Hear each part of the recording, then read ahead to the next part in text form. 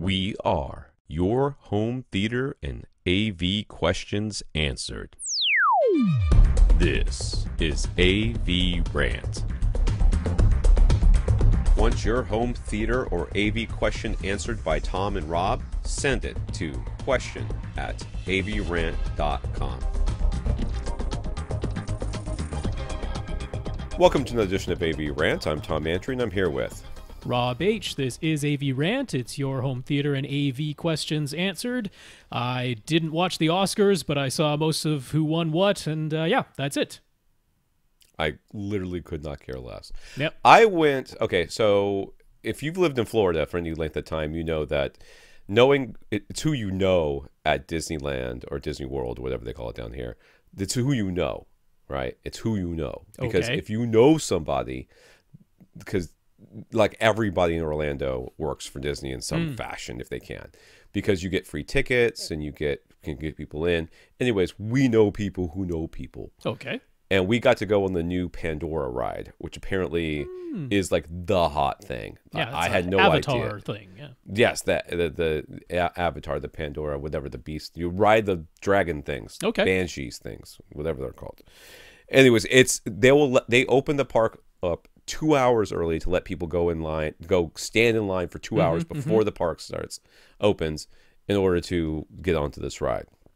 It's a not virtual reality. It's it's got 3D glasses, Okay. and you get on top of this thing that's kind of like a motorcycle. It kind of feels a little bit, you're kind of sitting forward. There's this little thing that comes up along your back to like push you in, and you're supposed to be riding on top of one of those dragon beast thingies, right? Now, if I had stood in line in the hot Florida sun for 2 hours, I would have been pretty unimpressed. But we knew somebody who knew somebody, like the kind of person, well, we told them who we knew, and they were like, oh, well, you just better go straight through. So we walked in, we were in there like 10, 15 minutes or something. So me and the kids thought this was the best ride out of the two parks. We went to Animal Kingdom, which is where this was, and we went to Hollywood Studios, which is, we've been there before. But this was their favorite ride. Now, it's sort of supposed to be your, mind link to the Avatar person who's really on top of the thing. So, whatever. Anyways, you're seeing through their eyes. Now, it's one big screen, and everybody's on the same ride. Everybody's on their same little motorcycle-looking thing, and you go swooping in and out. And it is, honestly, I was like, the first thought that went through my head is, I wonder if this is HDR, because it feels like it should be brighter. Like it should be a little bit brighter. It wasn't quite bright enough for me. And part of that was just the glasses, or the 3D glasses. The 3D effects were really, really well done.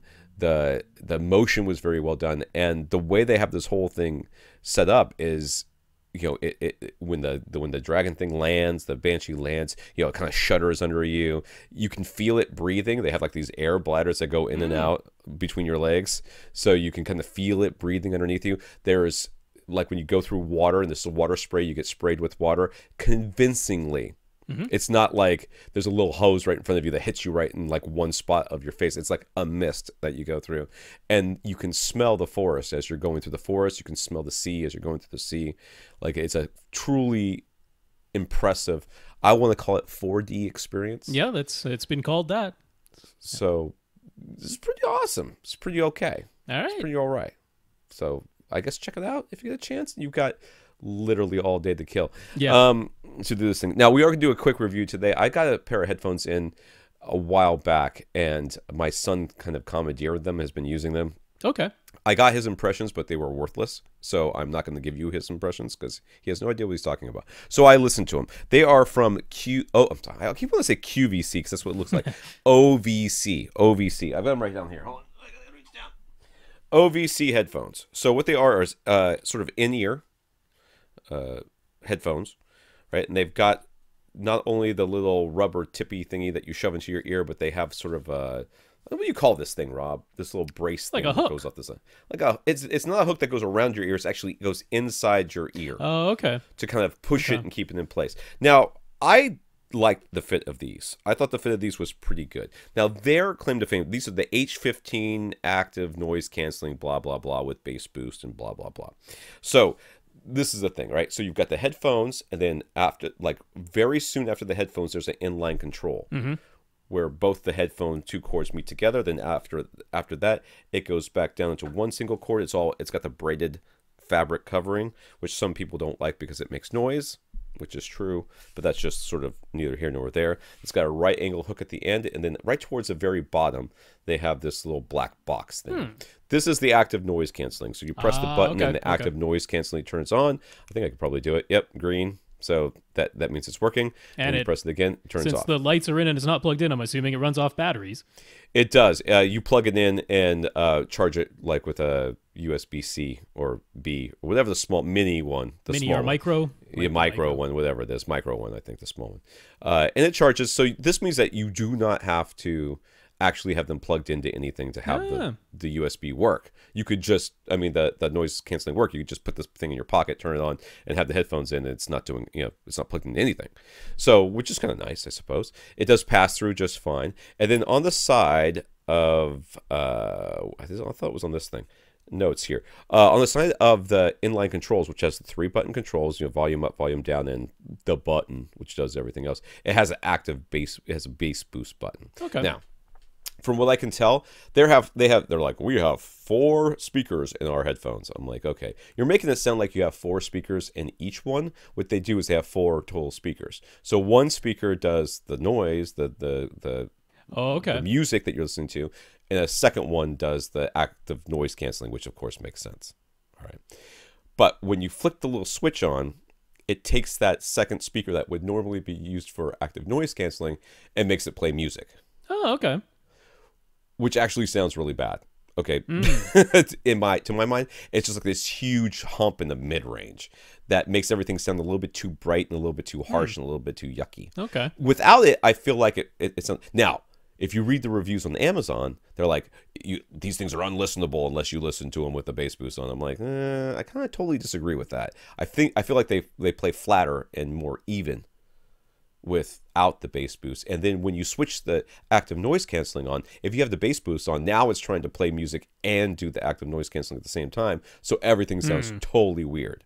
Whereas if you leave the bass boost off, when you click on the active noise canceling, the music stays the same, but then the noise goes away, which is sort of how it should work. That's probably how it was initially designed, and then somebody in marketing was like, hey, could you use that second driver to boost the bass? And the engineer's like, I guess we could. I guess that's a thing that's possible. Yeah. Okay. Yeah, that's exactly the way I felt about it too.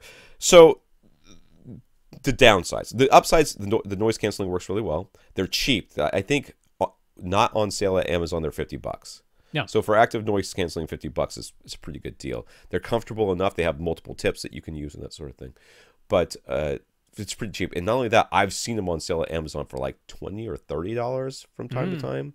So keep an eye out for a deal. I know I've seen them on sale. I was really surprised at how cheap they were. So $50 even is a good price for active noise canceling, I feel. They're comfortable, whatever. Everything's heavy.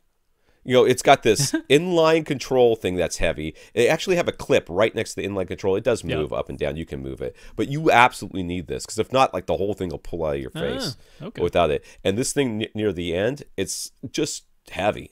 I mean, it's not going to damage your phone or anything, but it just feels too bulky. That's about the only thing I don't like about them is the weight. I hate the bass boost, but you don't have to use it, so it's okay. optional. Yeah. But I mean, overall, I think they're pretty good for $50. I feel like they're a pretty good deal. All right. I mean, if you're looking for active noise canceling that's going to actually stay in your ear, and that's one of the things. Even when they started to come out of my ear, like I used them while I was my litmus test for in ears is doing the lawn while I use them, and the active noise canceling worked really well. And on top of that, they stayed in my, even when they started to come out of my ear, the little brace thing kept them in there long enough for me to get up there and take my glove off and fix it and all that stuff. All right. So really, really nice little headphones for $50. So I recommend them. Cool. So that's the OVC H15 active noise canceling earphones. That's right. So, all right. So let's get to the podcast here. First, we're going to start with our listeners of the week. We thank our listeners of the week, people who've supported the podcast in some way. We want to start with our Patreons over at patreon.com/AVRant podcast. There's 51 of them now. Yeah, it's gone down. Lost a couple. That's okay. Yeah. they'll come back, or somebody will replace them or whatever. Yes. But to our 51 patrons who are supporting us monthly, Patreon takes a little cut there, and they give us the rest. I think the minimum is $1 a month, so that's $12 a year to listen to this fine podcast, where I talk about spoilers for that Pandora ride. I don't really think it's a spoiler. Nah. You're still going to be amazed by it. I could still talk. We were in Orlando all weekend, so we went to both parks. I got lots of stuff I could tell you, but I'm not going to. So thank you to all of our patrons over at Patreon. Yeah, patreon.com/AVRant podcast. Thank you so much to our 51 patrons. If you have some way you want to support the podcast, just let us know. You can always go to www.avrant.com and click on the Buy Us a Cup of Coffee link. You'll find a link to the Patreon over there. And if you can support us in some other way, I don't care what it is, tell a friend. Leave us a review someplace. iTunes is always a good location for that. Just let us know what you did, and we will mention you on this podcast. Let us get into the news, because I understand we have more than a couple of questions this week. We got a gazillion. We should give out contact info, though, because, you know. Oh, did I not do that yet? Nope. We skipped over that. All right. If you want to contact us, you can reach us by emailing us at question@avrant.com. That's where you want to send all of your questions. I don't care what they are or how many times you think they've already been answered on this podcast. If you're a little confused, somebody else is too, send them to question@avrant.com. You can come to www.avrant.com, click on, just leave us a comment there. Facebook.com/avrant podcast. Go to youtube.com/c/avrant. I feel like that's right. Yep, that's correct. Right. That's right. If you want to reach Rob directly, it's rob@avrant.com. His Twitter is @firstreflect. I'm Tom at avrant.com. My Twitter is @avrant_Tom. We have our producer, Austin. His Twitter is @Austenpond, TEN Pond. He helps put together the question list and should be finishing up that video any day now. It's got to be a masterpiece after this long. It's supposed to be the first. He told me about the beginning of this month. I was going to see it. I haven't seen it yet, so I'm sure it's on the way any second now. So Austin is got his own podcast, the We Watch Movies podcast that evaluates the sense from 4D ride things. Well, the number of options is growing. It is. We went to the Bugs Life thing too. There was a scent thing in there, but that was a kind of a cool little 3D. The 3D was terrible. Oh, I sat too close. I think that was part of it, but the 3D was just awful. So, but they had like, you got squirted with water, and if you were sitting just right on the seat, and when they shot out, like something shot a stinger at you, you could get like kind of stabbed in the back a little bit. It was cool. I liked it. I like that part of it. It's definitely gimmicky, but for what they were doing, the thing that was great is they warned you before you go in. Like, this is it gets dark. There's some scary bits, so you might want to watch it. Kids were losing. People are like, it's a Bug's Life. I'm taking my 2-year-old. Those kids lost their minds. They were like, get me out of here. This is terrifying. I'm like, scarring children. Thank you, Disney. You did it to me with the whole Bambi, everybody's mom has to die thing. Do it to the next generation. They need it. Toughen them up, I say. All right. By the way, that was all about We Watch Movies, Austin's podcast. Yes. Kind of went off the rails there, but yeah. That's okay. Movies, yeah. We watch movies. Check it out. They don't actually watch the video. They just go in there blindfold, smell stuff. All right. In the news, ELAC is introducing an all-new debut 2.0 series. New cabinets, new drivers, and the bookshelf and center speakers are front-ported now. There are two bookshelves, 2 centers, and a 4-inch deep on-wall. That's pretty thick. That's pretty narrow. 4-inch deep? Yeah. Or wide? Well, like 4 inches from front to back that will go on the wall. That's not that thick. Yeah, that's kind of thick for an on-wall. I kind of want it to be a little... Okay. Anyways, 200-watt 10-inch subwoofer with a 10-inch passive rate. That was doing air quotes for the subwoofer part of it, because 200 watts and 10 inches doesn't inspire confidence. And a 10-inch passive rater with an Atmos module in the new lineup. Prices have gone up about $20 per model versus the original debut series, so grab your debuts while you can. So there they are. There's a picture of them. You showing the picture? I showed the picture already. Yep. All right. There it is. What's that crappy looking thing with the front port in it on the right side? What is that? Well, that's a little sub that they didn't announce as being new, so I guess that's a holdover from the previous debut series. That's the 8-incher. Yeah. That one looks like garbage. All right. Going on. Got some comments from some listeners. Greg got inspired by Rob's refurbished OLED TV purchase, so he found a refurbished LG B7 OLED for himself. It's the 55-inch model to replace his 50-inch Panasonic Plasma, but now he wants to get the 65-inch to replace his 60-inch LG Plasma he has behind his projector screen. So I guess he's on the lookout for that. People heard like, oh, hey, refurbished OLEDs. Though they actually look good, and they do. And now he wants a second one. Good. Congrats, Greg. Congrats on the first purchase. Jonathan, it's Jonathan's birthday. He gets to buy himself a new piece of home theater gear as his birthday present from his wife. That works, dude. As long as she gets to buy herself something too, I guess, on her birthday. Anyways, and Best Buy just sent him a 10% off coupon that's valid until the end of March. But Jonathan knows the fine print. We definitely won't go through all of it here. Yes, we won't, because it is a lot of, whoa, my goodness. I put it there just so Tom could see briefly what we're talking about, but we're not going to go through it all. But the list of exclusions for the 10% off coupon are extensive. Think of almost any product Best Buy sells, and it's probably in the fine print in this exclusion list. So what does it leave? HDMI cables? Probably not, but those are on there too. Yeah, so let's see here. Let's see. Looks like cables. It excludes, I'm going to read some of them. Amazon streaming players, Google Chromecast and Chromecast Audio, Bose Audio, all of Bose. All of Sonos. All of Sonos. All of Sonos. Polk Audio. Denon. Yeah. Select Samsung Home Audio. So there is some Samsung you can get with it. Yeah.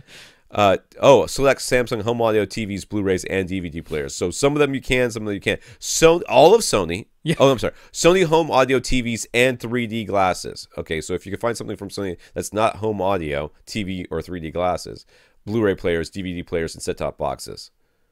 Okay, so you can't buy anything from That's Sony. all from Sony, yeah. Select LG TVs and Blu-ray players. Select Sharp TVs. Microsoft Xbox.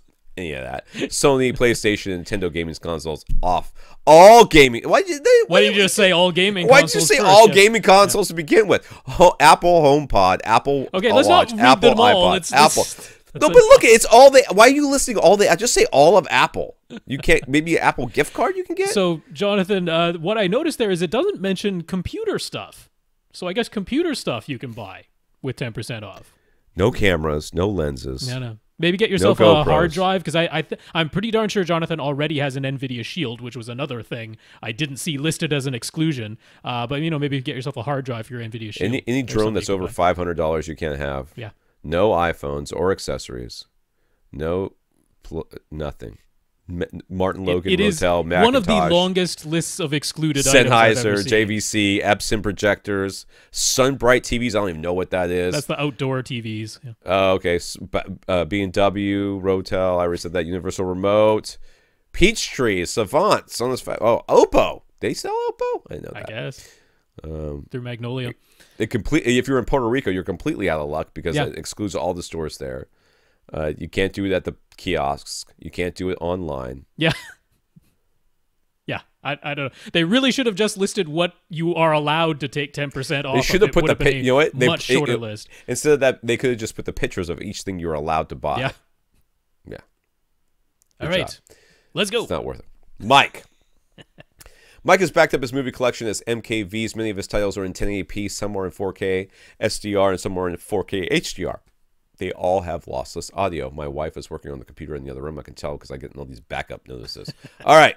I think my son is streaming video in the other room as well, so get ready for some slowdowns. He is able to play back any of these files using his NVIDIA Shield TV. Plex or Kodi work just fine, and it's the only device to come across that works for outputting both the video and the lossless audio, including Atmos or DTS-X if the movie has it. But there's a problem. It doesn't sound like there's a problem. If the NVIDIA Shield is set to output 4K HDR, it always stays in Rec color. The Rec 2020 color space. It does not automatically switch to Rec 709 output for SDR content. You can manually select Rec 709 color output, but this becomes a hassle when you have to manually switch every time between SDR and HDR content. For their part, NVIDIA said they're working on adding automatic color space switching, but they warned it won't be until sometimes after the next planned update. So what do we think you should do? Should you just leave the Shield in 4K HDR output mode all the time and accept that sometimes strange-looking colors for all of his SDR content? Should you just deal with manually switching all the time? Should you just wait for NVIDIA's eventual update? Well, just waiting is what? You turn it off and not use it until then? That seems silly. Or is there a better playback device that will get the automatic color space switching correct while still letting him output full lossless audio, blah, blah, blah? Well, clearly you're going to wait with this thing because it does everything you want it to do. And it'd be silly to buy it and then have to buy something else just for this interim period. If it were me, I will tell you what I would do. If the colors that you get with the SDR content when it's set to HDR are only mildly offensive, I would personally leave it in HDR all the time. Okay. If that was the case. If it were the other way, I would be switching it constantly. Right. But that would be me. Yeah. So first of all, I don't know of any other devices that will let you output the 4K HDR video and the lossless audio. No, hopefully and supposedly the Apple TV 4K will, but they haven't done that update yet. So the lossless audio bit streaming is something apparently that they're aware of and working on, but it hasn't come out yet, so it's not a solution yet. I would probably just manually switch back and forth, but maybe there's other people in his house. He doesn't want to have to instruct them. Yeah, well, I think that's what it's probably about. It would totally make sense. So the only other thing I was thinking of is, could you maybe have a second device? Because, you know, if you're using Plex or Kodi, you could easily have that set up on a second, maybe as an Xbox One, or it could even happen directly through his TV or something. If it is a matter of other people in your house that you don't want to have to always switch, could you set some second device to always be, say, 4K SDR? Because they're probably not even going to notice if the HDR isn't active. Right. You know, and let them use that one, instruct them to use that one, and then you, who's familiar with all the settings, you can manually switch back and forth between SDR and HDR until they bring out this eventual update. Which, you know, NVIDIA's been pretty darn good about keeping it updated, but they warned, they're like, we've got a planned update already in the works. This to handle this color space switching isn't going to happen until after our next planned update. So it's going to be a while, is what they're warning. Yeah, it's a little bit unfortunate. Apple did seem to sort out all of the automatic switching between frame rates and color spaces and HDR and SDR and all that. They sorted that out on the Apple TV 4K. So if they can do it, I'm sure NVIDIA can do it with their machine too. But in either case, you're waiting for an update. Audio in the case of Apple, video in the case of NVIDIA. So, yeah, don't have a great solution other than maybe if you have some secondary device. It doesn't sound like something that could be handled through a macro either, right? Yeah, I mean, maybe you could program a sequence into a Harmony or something to like turn on HDR, turn on SDR or something. I'm not entirely sure. Yeah, that could be one other way, though, programming a sequence. Yeah, I guess that's the only other thing I can think of. Yeah. Jeremy is having a house built, and the garage has a bonus room above it that he'd like to use as a dedicated theater room. The room is 16.5 feet long, 12.5 feet wide, and the middle of the ceiling is 9 feet high, but the sides are sloped to a steep angle down to 5-foot-high side walls. His plan is to have a 100 or 110-inch screen come down from the front window and sit about 10 feet away, leaving 6 feet of space behind him. Since the place is being built, he'd like to pre-run all the wire during construction. And I guess we're looking at pictures here if you're online, but basically think of an A-frame. Yeah. And you're at the attic space of an A-frame. So he's got 5 feet of walls on the side, and then the A starts, and there's a flat section in the middle that's probably, I'm going to say, 3 feet across. Yeah, well, the window outer frame is supposedly 3 feet according to the diagram, so it looks like maybe the flat portion of the ceiling is 3.5 feet wide. Yeah, it's kind of what it looks like. All right. So he was thinking he'd like to end up with a 5.2.4 Atmos configuration. So where should he pre-wire for the speakers and subs? He had the front left corner and the right rear corner in mind for sub placement. Okay, so he's going to have this thing drop down right in front of the window, like right there? Yeah, he's going to have the screen come right down in front of the window, yep. And then he'll be about 10 feet back from that, leaving him about 6 feet behind his seats.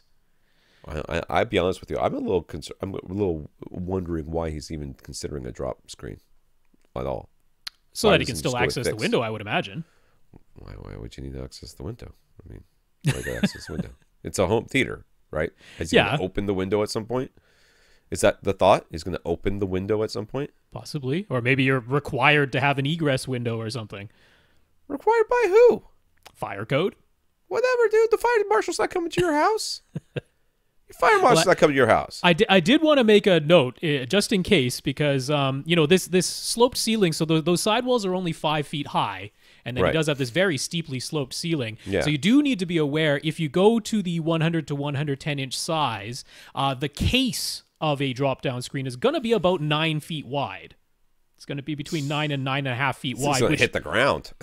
Well, that's the concern, right? So there's only so high you'll be able to put it. So I basically kind of worked it out because I made some assumptions about how wide the flat portion of the ceiling is, and then worked out the angle. So it looks like it's basically a 40-degree angle from the side wall to that sloped part of the ceiling.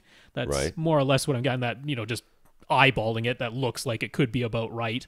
So if you do that, if you end up with a case that's 9 feet wide, it means that once the screen is down, and you wouldn't actually be having any black above the screen other than the case itself. It'd just be, the white part of the screen would start immediately below the case and then come down.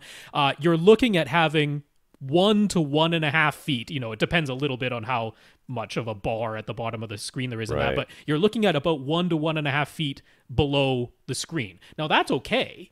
Is just to be aware that your center speaker is likely going to be no more than about a foot off the ground. Right. Which is fine. You just angle it up at yourself. But that means when you're pre-wiring for your center channel, unless you're going to have an acoustically transparent screen, which it didn't sound like given the distances he was talking about. Right.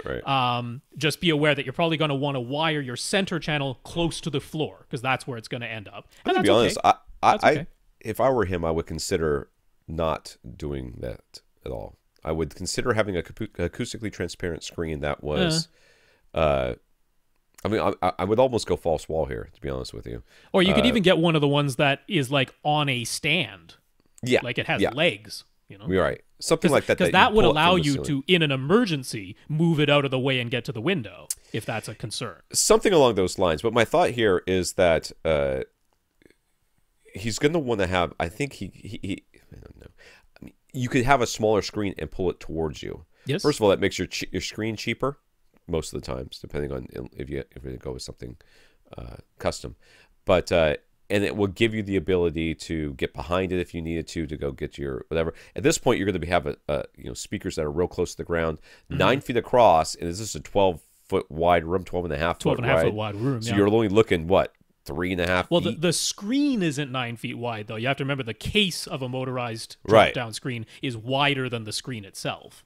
So that's why I wanted to mention that, because he might be going, I can get a 100 or 110 inch screen, and he might have just been thinking about the screen and a regular like a 3-inch frame around it, but it's realizing that if it's a drop-down one, the case that holds it is wider than that. I think this is another argument for a fixed screen, even if you're not going to do it acoustically transparent. Like a fixed frame screen, you could just attach it, to the ceiling there, have it hang down, and you're actually going to save.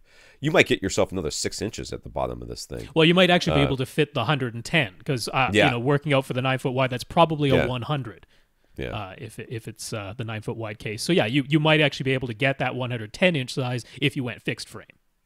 Yeah, I would go that way if I were you, but that's just me. Okay, all right. So let's continue. So front left, rear right for the subs. That seems fine to me. I don't see any reason why that wouldn't be all right. Yeah, I'm looking at his pictures. I don't see that you can't because his rear left, right? Rear left, front right. Rear left is the entrance door.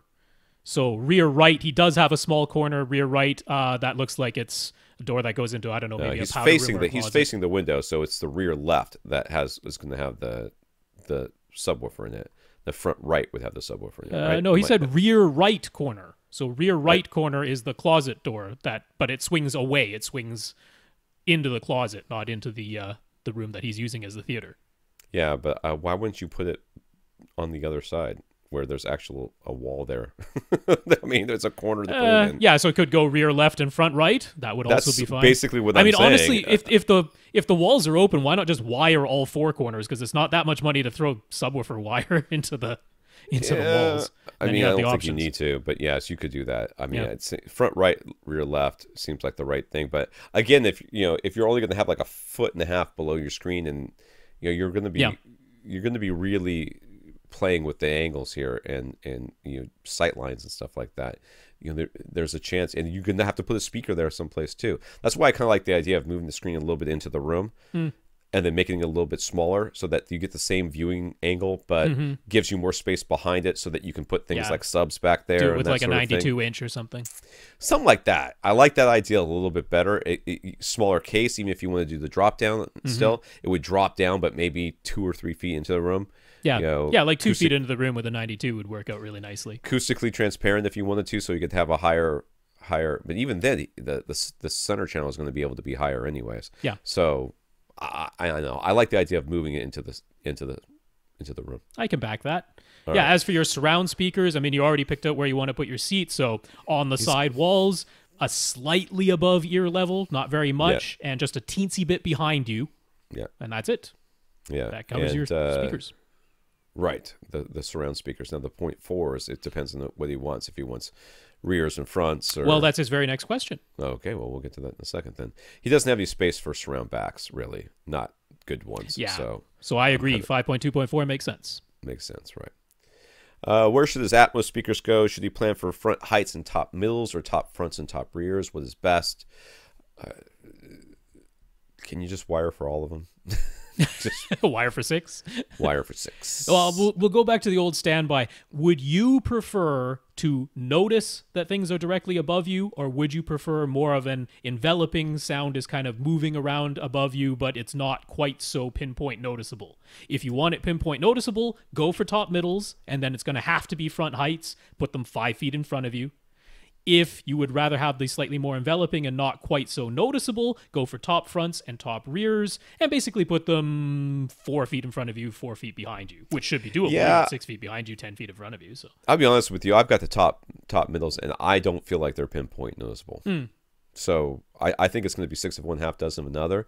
But you can just wire for all of it, and then see what you like. If it were me, I mean, I would just ask you this: what sounds like something you would like the best? Like based on what sounds like a good idea to you. You've got the space for any of it. Yes. So it does make some sense to me for you to go to top fronts and top rears, basically because you don't have any rear surround backs. So it gives you a little bit of something behind you. It makes sense to me to go that way. That's probably the way I would direct you. But if you said, I really want top middles, I'd be like, yeah, dude, that's cool too. That's kind of how I would go for Agreed. it. He'd like for the Atmos speakers to be in ceiling, but will the steep slope on the sides of the ceiling be a problem? Could you use the in-ceiling speakers that have built-in angle, but actually aim them away from the seats instead of towards the seats, so that sort of aims the speaker closer to straight down, given the angled ceiling? I mean, I think that's fine. If you've got those angled speakers that are supposed to be angled and you angle them so they're going straight down, I think that's a really good idea. To be honest with you. And even so, most of them are either a 15 or a 20 degree angle that's built in. So if you actually, imagine that the ceiling were flat, you'd have them angled away from you instead of toward you. But then it looks like you've got about a 40 degree angle on there, so they're still going to end up about 20 degrees toward you.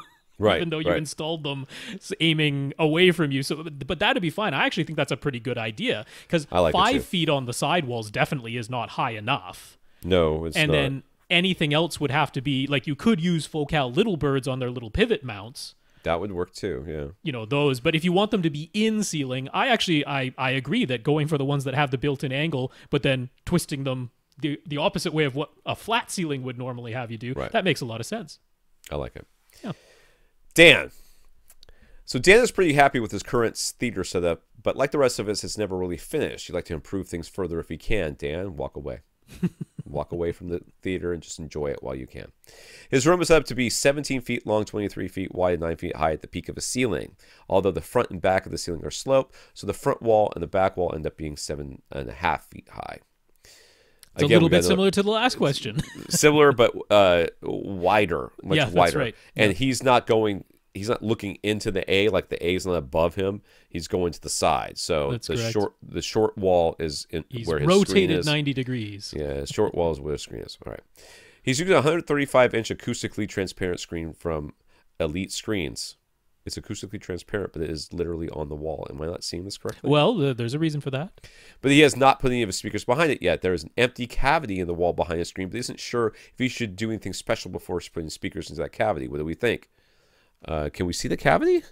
Can't really see it, although you can sort of make out in the image where you're looking at the back of his room that it looks like there's kind of a cavity behind his seats as well. So I imagine that's sort of a mirror of what's happening on the other side there. I have no idea. Yeah, so there's the projector, then it looks like he's got some panels or something below the projector, and then just to the right of that, you can sort of see this cutout behind his seats. So it's something like that. All you need to do is put some insulation in there, and it doesn't have to be pretty insulation because it's going to be covered up by your screen, but I would have some insulation in that cavity and then put your center speaker in there. I wouldn't try to put your front, left, and right towers behind the screen. That doesn't make sense. Just the center. The center is right now like on the ground.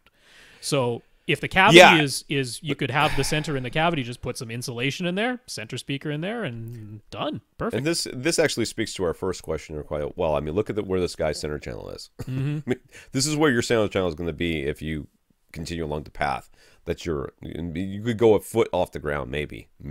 Yeah. Not in this one. I mean, he's the other guy. That's right. Yeah, just throwing some insulation in there would be fine. I'm not worried about your speaker overheating or anything like that. I mean, it's not like you're putting anything in there. Speakers don't generate a ton of heat.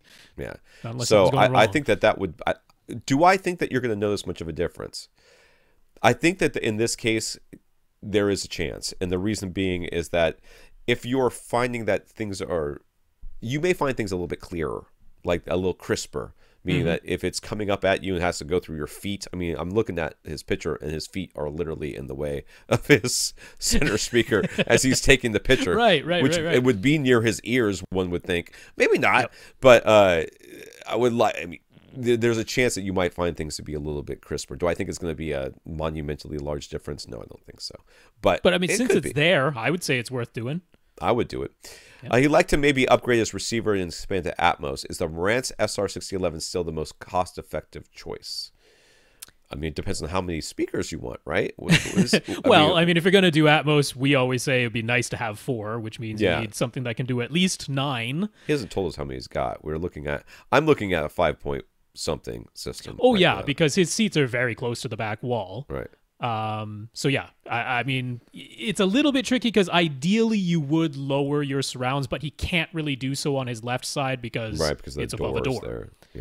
Yeah. So yeah, I would stop at 5.2.4 in this instance. Yeah. But so is it the most cost effective? It is at the moment at Accessories for Less. The SR6011 is available for $800 and all the other ones are $900 or more. So that's the least expensive. $800 can get you going. Is he going to ask where a speaker? Yeah, he's most likely go with on-ceiling speakers. Any in particular would suggest the rest of his speakers are Infinity Beta Series. I don't care what your speakers are. I'd go with the smallest focal birds that you can find. Focal little birds, yeah. You're going to have to aim them. If you're going to go with on-ceiling, being able to aim them is going to be a huge benefit. Yep. So that would make the most sense to me. You're going to end up having top middles and top and front heights is essentially what you're going to end up having because you have no other option. You're not going to be able to put anything behind you. So there you go. Yeah. So straight above you, same width apart as your front, left, and right, and then 5 feet in front of you, and call those ones front heights. And again, they're not going to be aimed towards you. They're going to be aimed straight down. Yes. Yeah. That's although you feel free to play with it because we're not going to tell you you're wrong if you prefer having them aimed at you, and you can very easily with the focal little birds because they pivot.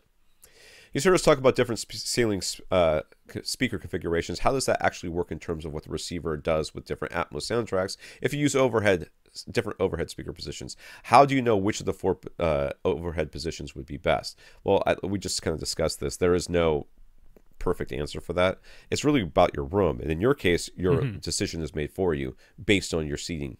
So the best for your room is top heights or front heights. Whatever. Yep. Front heights, top middles, because you have no other option.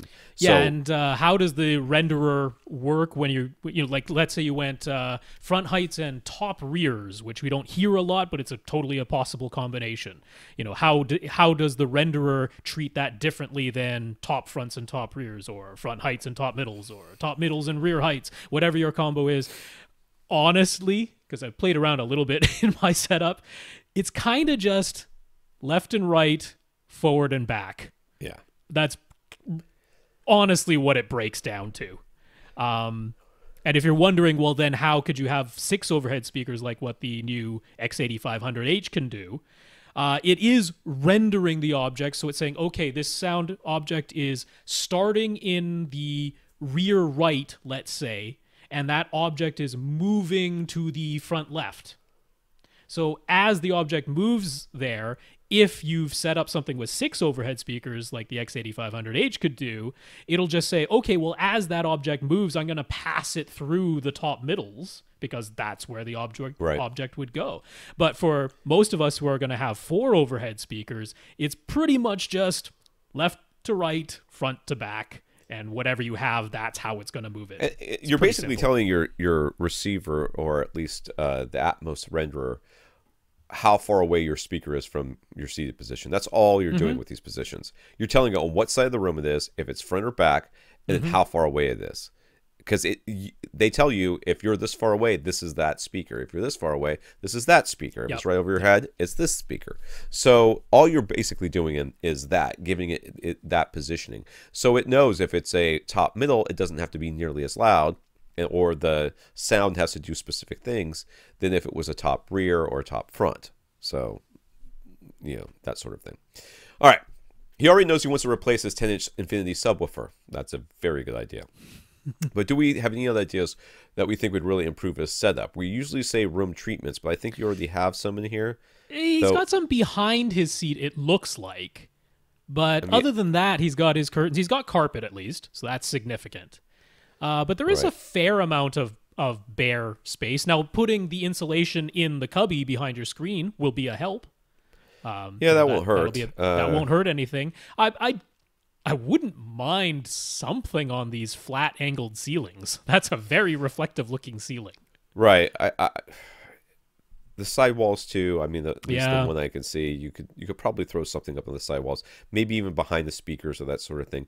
Room treatments would probably be good. A second subwoofer once you buy a new subwoofer would be nice. I mean, that would be the biggest. The biggest would be going to 2 subwoofers. Yeah. If you look at your room, you've got your right wall. There's I'm guessing is a window there. Probably. If you go to the left side of that window, right behind where the green chair is, right, which would put it in the front third of the room. Then you go to the other side and you put a subwoofer next to that door that's not open. The back there, that puts it sort of kind of in the same sort of space. I mean, that's kind of opposite corner-ish.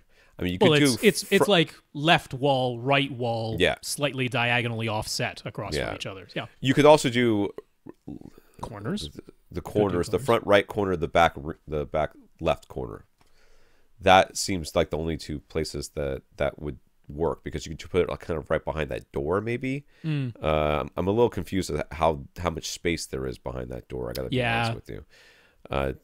But those are the 2 places that I see. You could go for the dual subwoofer setup, would not be a bad idea. Oh yeah, I think dual subs would change your system more than anything else, because the acoustic treatments, they'll be nice, and they're the sort of thing where if you got used to having them and then took them away, you would notice. But I wouldn't really say, oh yeah, you're gonna think this is a massive upgrade as soon as you put them in there, because it's not like your room is like a horrible echo chamber, because at least it's fully carpeted. That's a big deal. The dual subs is the main thing. After that, you're just going to be like upgrading stuff. All right. Steve on Twitter. There's no way he sent all this on Twitter. All right. Steve on Twitter. Steve has 2 Atmos setups. The smaller one is 5.1.2 in his upstairs living room, and he was using the Pioneer Andrew Jones Atmos modules on top of his towers, but he really wasn't noticing any Atmos overhead effects. So he took the modules and mounted them up high on the sidewalls, just like he would have done for regular satellite speakers. Instead of using them as up-firing speakers, he renamed them on his receiver as top middles and rerun Odyssey. He's much more impressed with the sound this way. Any reason he shouldn't be doing this? He seems to recall Dolby claiming that the dedicated modules have a special crossover that's meant to work specifically with the Dolby-enabled shut up. You were fine. You're fine. You are fine. Yes. You are fine. This is totally fine. If you look at Klipsch, they have fully, endorsed and branded Dolby Atmos-enabled modules. And right in Klipsch's own literature, they're like, yeah, you can also just mount these on the sidewall and use them as surrounds. Like, it's totally fine. Yeah, don't buy all that crap. It's just a speaker. It's just a speaker. That's all it is. I mean, even if it has a slightly wonky frequency response inherently, if that's the way they built it on purpose. I mean, again, as overhead speaker, it's not playing a ton of content regardless. And then Odyssey, as you've set them as top middles, is going to attempt to correct their frequency response to make it flat best as it can. And most of all, you heard it for yourself and you're like, it sounds better this way regardless. So that's really the answer. That's the answer. That's right. Yeah. I am. What's going on? Nothing. I'm just unsubscribing from some spam thing that keeps coming through. I've gotten 3 since I've sat here. Christian bought a calibrated UMic-1 measurement microphone from Cross Spectrum Labs. Oof. And he got it set up with Room EQ Wizard. He has dual SVS PB-1000 subs, but his room is irregularly shaped, so he was wanting to try measuring and adjusting the phase of just one of his subwoofers, trying to get the most uniform bass possible across his 3 seats. As it turns out, his first go around, he was mistakenly adjusting the wrong knob on a subwoofer. So his first set of measurements clearly don't show the sort of difference he was looking for. Which knob?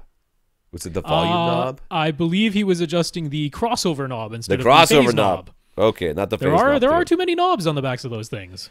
But regardless, he found the process of taking multiple measurements in multiple seats pretty darn time-consuming. We know that's why we don't suggest people do it. And it started to get kind of boring after a while, like after 5 minutes. Yes, I know.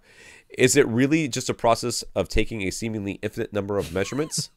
You measure, turn the knob a little bit, measure again, keep turning the knob and measuring over and over again. And then after having done that a gazillion times for just one seat, you have to repeat the entire process again and again in two other seats too?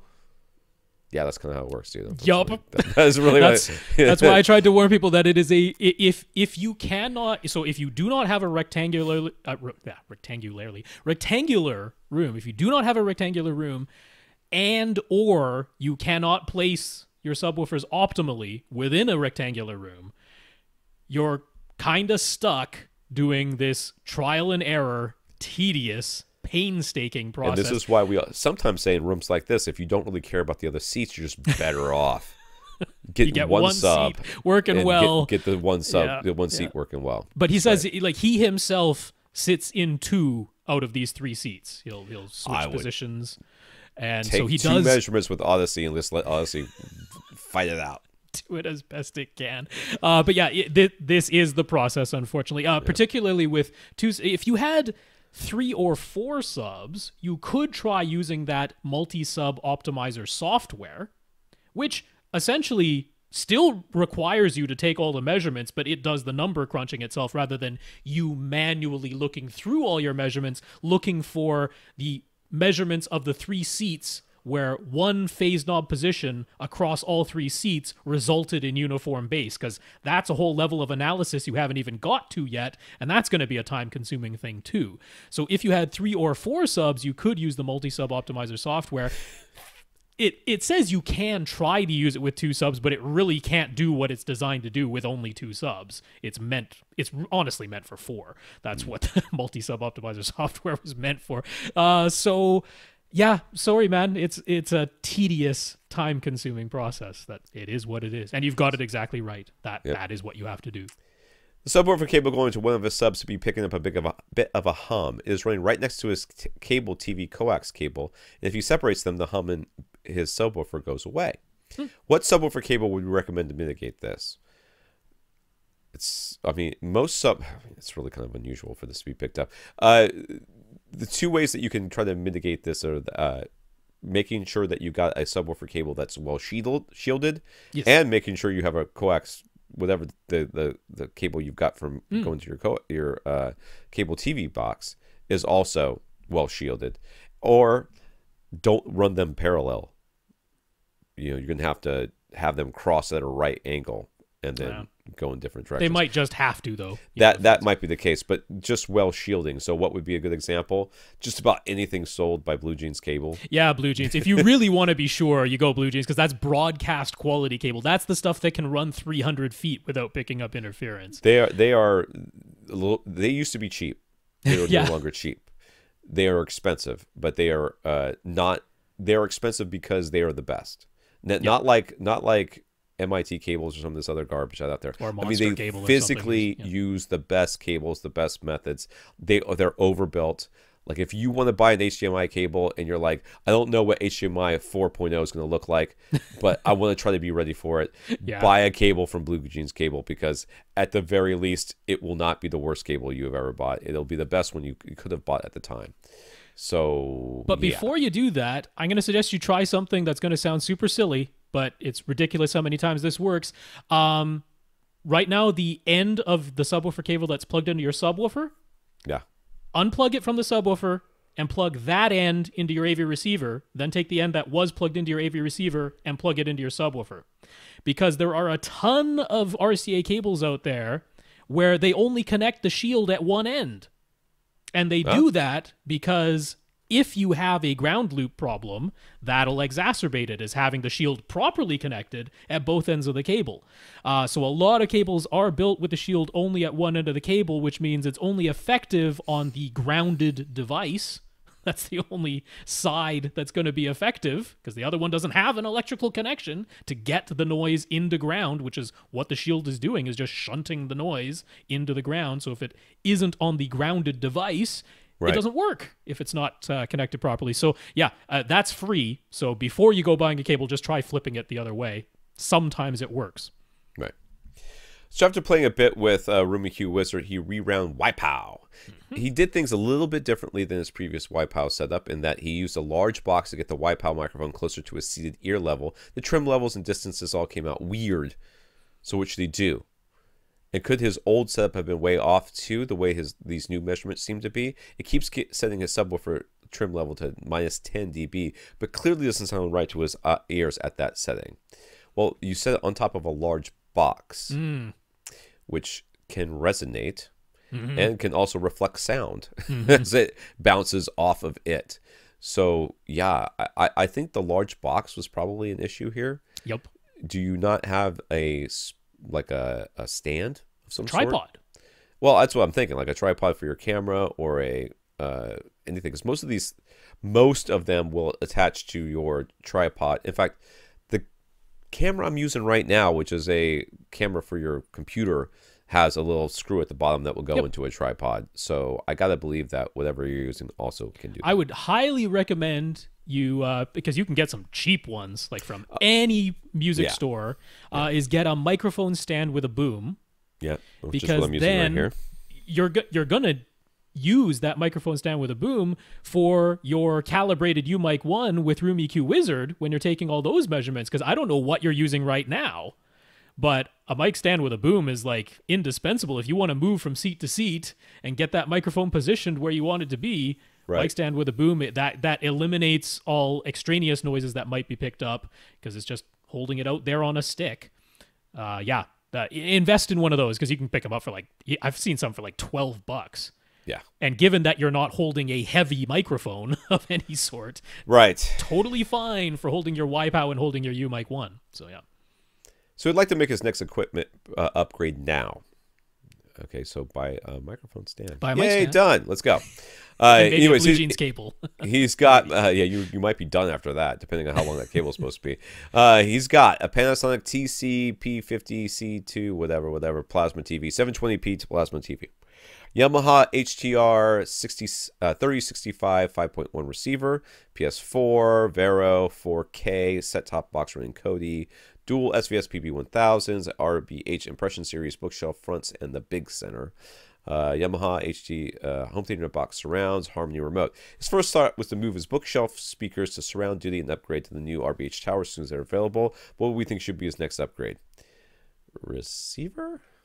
I'm going to go with receiver. I wouldn't object to that speaker purchase. I wouldn't either. I'd be honest with you. I'm okay with that, but I kind of feel like the receiver is there, and you've got a 720p plasma, which I like too. But I know it's hard to get rid of those plasmas. But you're now 1080p to 4K. Now I don't know if you want 4K. You might not. I mean, I would kind of wait because he's not looking for super high price stuff. So I'm not gonna tell you go get an OLED or something like that. No. If you do, you'll be really happy with it. But I would wait just a little bit for the new TCL 6 series to come out. because I think that is going to be a killer value. Right. I really do. Based on last year's P6 series, the new 6 series that's replacing it. It's coming out. It's supposed to be like end of April, beginning of May. That's given a lot of streaming options too. He's because it's got Roku built in. So I mean, it's not very far away. So that I would seriously give consideration to, because your TV and receiver, both of those are things that you could upgrade now and get some really good value out of. So yeah, you got some options here. I think the TV, the receiver, and the speakers all make sense. Yep. You could go for any of them, and I think you'll be happy, and you'll notice a difference. I mean, with the receiver, I don't know that you're notice as much. Yeah, because you're still using 5 speakers in the 2 subs that you have. Yeah, you're still going to be using the same stuff. So I would think that you would notice stuff in the feature sets. Yeah. You would notice stuff in maybe in the low end. And also, if he does get the 4K HDR TV, he's going to need the new receiver to be able to pass through the 4K HDR signals, because his current receiver won't pass them through. So they almost go hand in hand, the TV and receiver. Jack wrote to us previously regarding his currently unfinished basement. With his kids playing Xbox downstairs, he can easily hear every sound coming from the TV while he's upstairs. So he's asking what he should do in terms of ceiling construction. He wants to have lots of in-ceiling can lights and in-ceiling Atmos speakers, so he figures he'll have about 20 holes in the ceiling. We suggested putting up insulation in regular drywall, then have a drop tile ceiling below that drywall, all the lights and speakers in the drop tile ceiling. That sounds like something you would say. But ceiling height is at a premium, and his wife really does not want any type drop tile ceiling. Surface mounting everything also is an option in terms of looks, or in terms of how it would effectively lower the ceiling height. How tall are all these people? I mean, how tall is this room? I still don't know exactly, but it is a basement, so very frequently basements have lower ceilings. So maybe they're all ginormous. We said that if it was the case, and he really does need to put backer boxes behind all of his in-ceiling openings. So are there any pre-made backer boxes that we could recommend that would work both for speakers and can lights? It would be a lot of building otherwise, and he'd rather spend the money than the time, although not too much money. I know there are backer boxes that you can buy. I know that they exist. I mean, one that's really easy is Dynamat. Dynamat makes, they're even retrofit, so you could finish the ceiling and then install the backer boxes later, because it's a retrofit design, so it's kind of a collapsible, thick vinyl rubber, like you know what Dynamat makes. So it's that stuff. And so you can sort of roll it enough to fit into the saw hole that you make for your in-ceiling speaker. Or, of course, you can install it before you put the drywall up if this is new construction.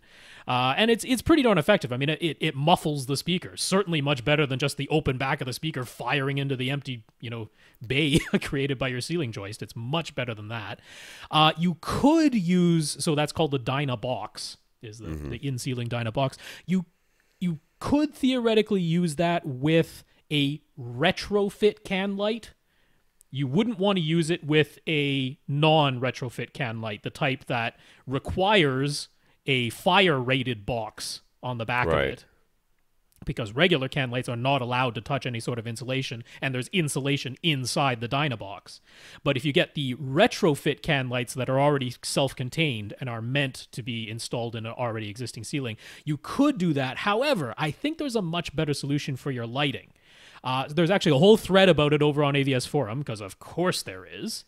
But there's some really, really shallow, we're talking like, I think less than 2 inches. I think it was like 1.75 inches LED in-ceiling can lights, which basically, if you have 2 layers of drywall, which you might want to do anyway because you're worried about soundproofing, and that isn't going to dramatically lower your ceiling height.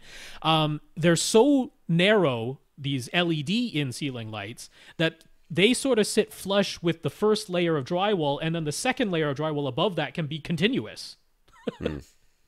And they can be in direct contact because they produce barely any heat, and all you need is the tiny little hole to let the electrical wire through. So instead of going with traditional can lights that would require the depth, why not go LED? Then you don't really have holes for your LEDs, and you put the Dynaboxes behind. He's only going to have 4 in-ceiling speakers, he said in his email. That's really not too bad. That's pretty darn reasonable. So I would look into that. All right. One of the designers for DIY Sound Group lives near Vancouver. Since Rob is within driving distance, would Rob consider getting in touch to try out some of the speaker and or subwoofer designs, or maybe do an interview? Who is this? Who are these people? What do they do? They're DIY guys? DIY, yeah. They're one of the larger, popular, and they did the whole thing on AVS Forum. They started as like a group buy group, and then they're like, hey, we end up reordering the same things over and over, so why don't we just sell them? It's kind of how that worked out. Okay. So I won't say no. I also won't promise you yes, because it's just, honestly, I'm not that big of a DIY guy. I have no problem with it. I think it's a fun hobby for the people who are totally into it. It's just not really my particular bag. I don't know that I would recommend you doing it, to be honest with you. I mean, it's just a matter of time in that too. There's time. I mean, and I believe me, I get all that. I'm not gonna argue with you about that, or really debate you about that. The reality here is that this is a passion. There's no good, and this is kind of like behind the scenes sort of thing. Like whenever we were doing reviews for Audioholics and stuff like that, there's always a discussion of, is this good for us? Is it good for them? We balance that out. All right. Somebody sends us a product and we want to review it, or if we look for a product to review, it's good for us because it gives us some exposure. It gives us something to do. Right. There's really no you going out and doing this, where is the benefit for them? Because their listeners are not listening. Their people are generally not listening to us, probably. We don't know. Our listeners may or may not be listening to them. And if you don't love it, it's going to start a humongous flame war. Right? If you have anything negative to say whatsoever, it's going to be an issue. And that's where I kind of draw the line right there. I'm like, listen, we don't need to be opening up this can of worms, because is it worth it? Where's the payoff? The payoff is what we get, maybe a little slightly bump in traffic or something like that, or we set the AVS forums on flames, which honestly I wouldn't mind that much, because hey, they got it coming. But I just don't see enough good to come out of this for you to even do it. I think it's a fine suggestion. I got no problems with you. Like I say, I'm not going to say no out of hand. I mean, it's not that it doesn't interest me at all. It's just I'm not going to promise that it will happen. What I will say is, on paper, looking at the designs of the things they sell, it all looks very reasonable.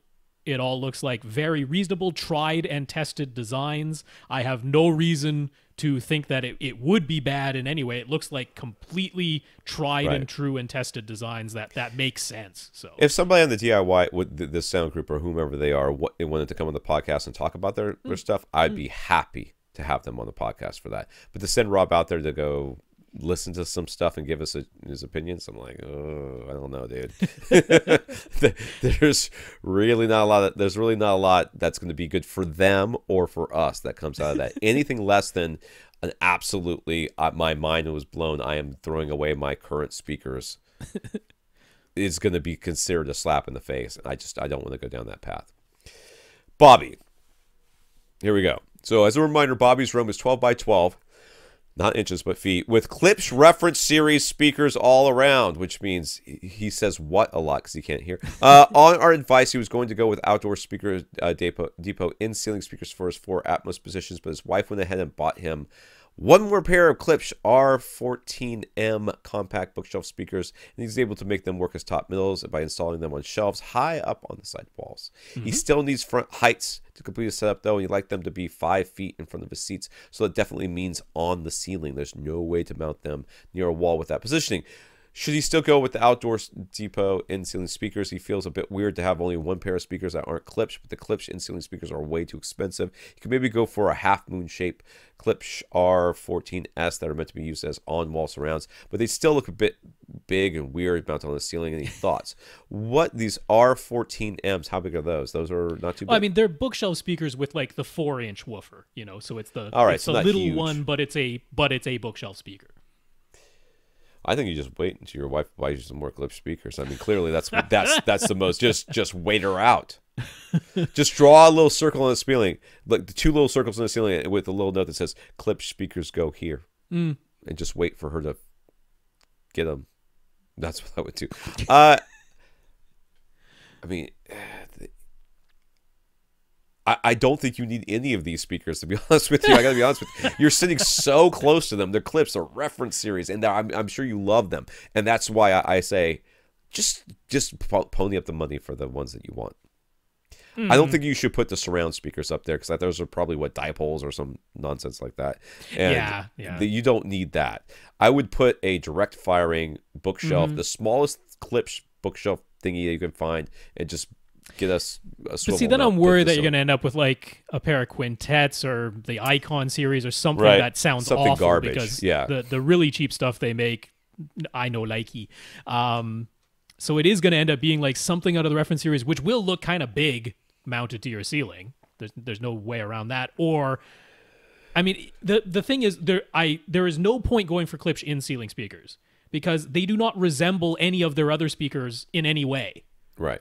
They're not horn loaded. They don't even use the same materials half the time. So it's like there's no point in paying the extra money for that. So if it's going to be in ceiling, get the outdoor speaker depot ones. They'll be fine. They're still 92 dB efficient, so they're not quite as efficient as your Klipsch, but they're not way off to the point that it'll be a problem for your AV receiver.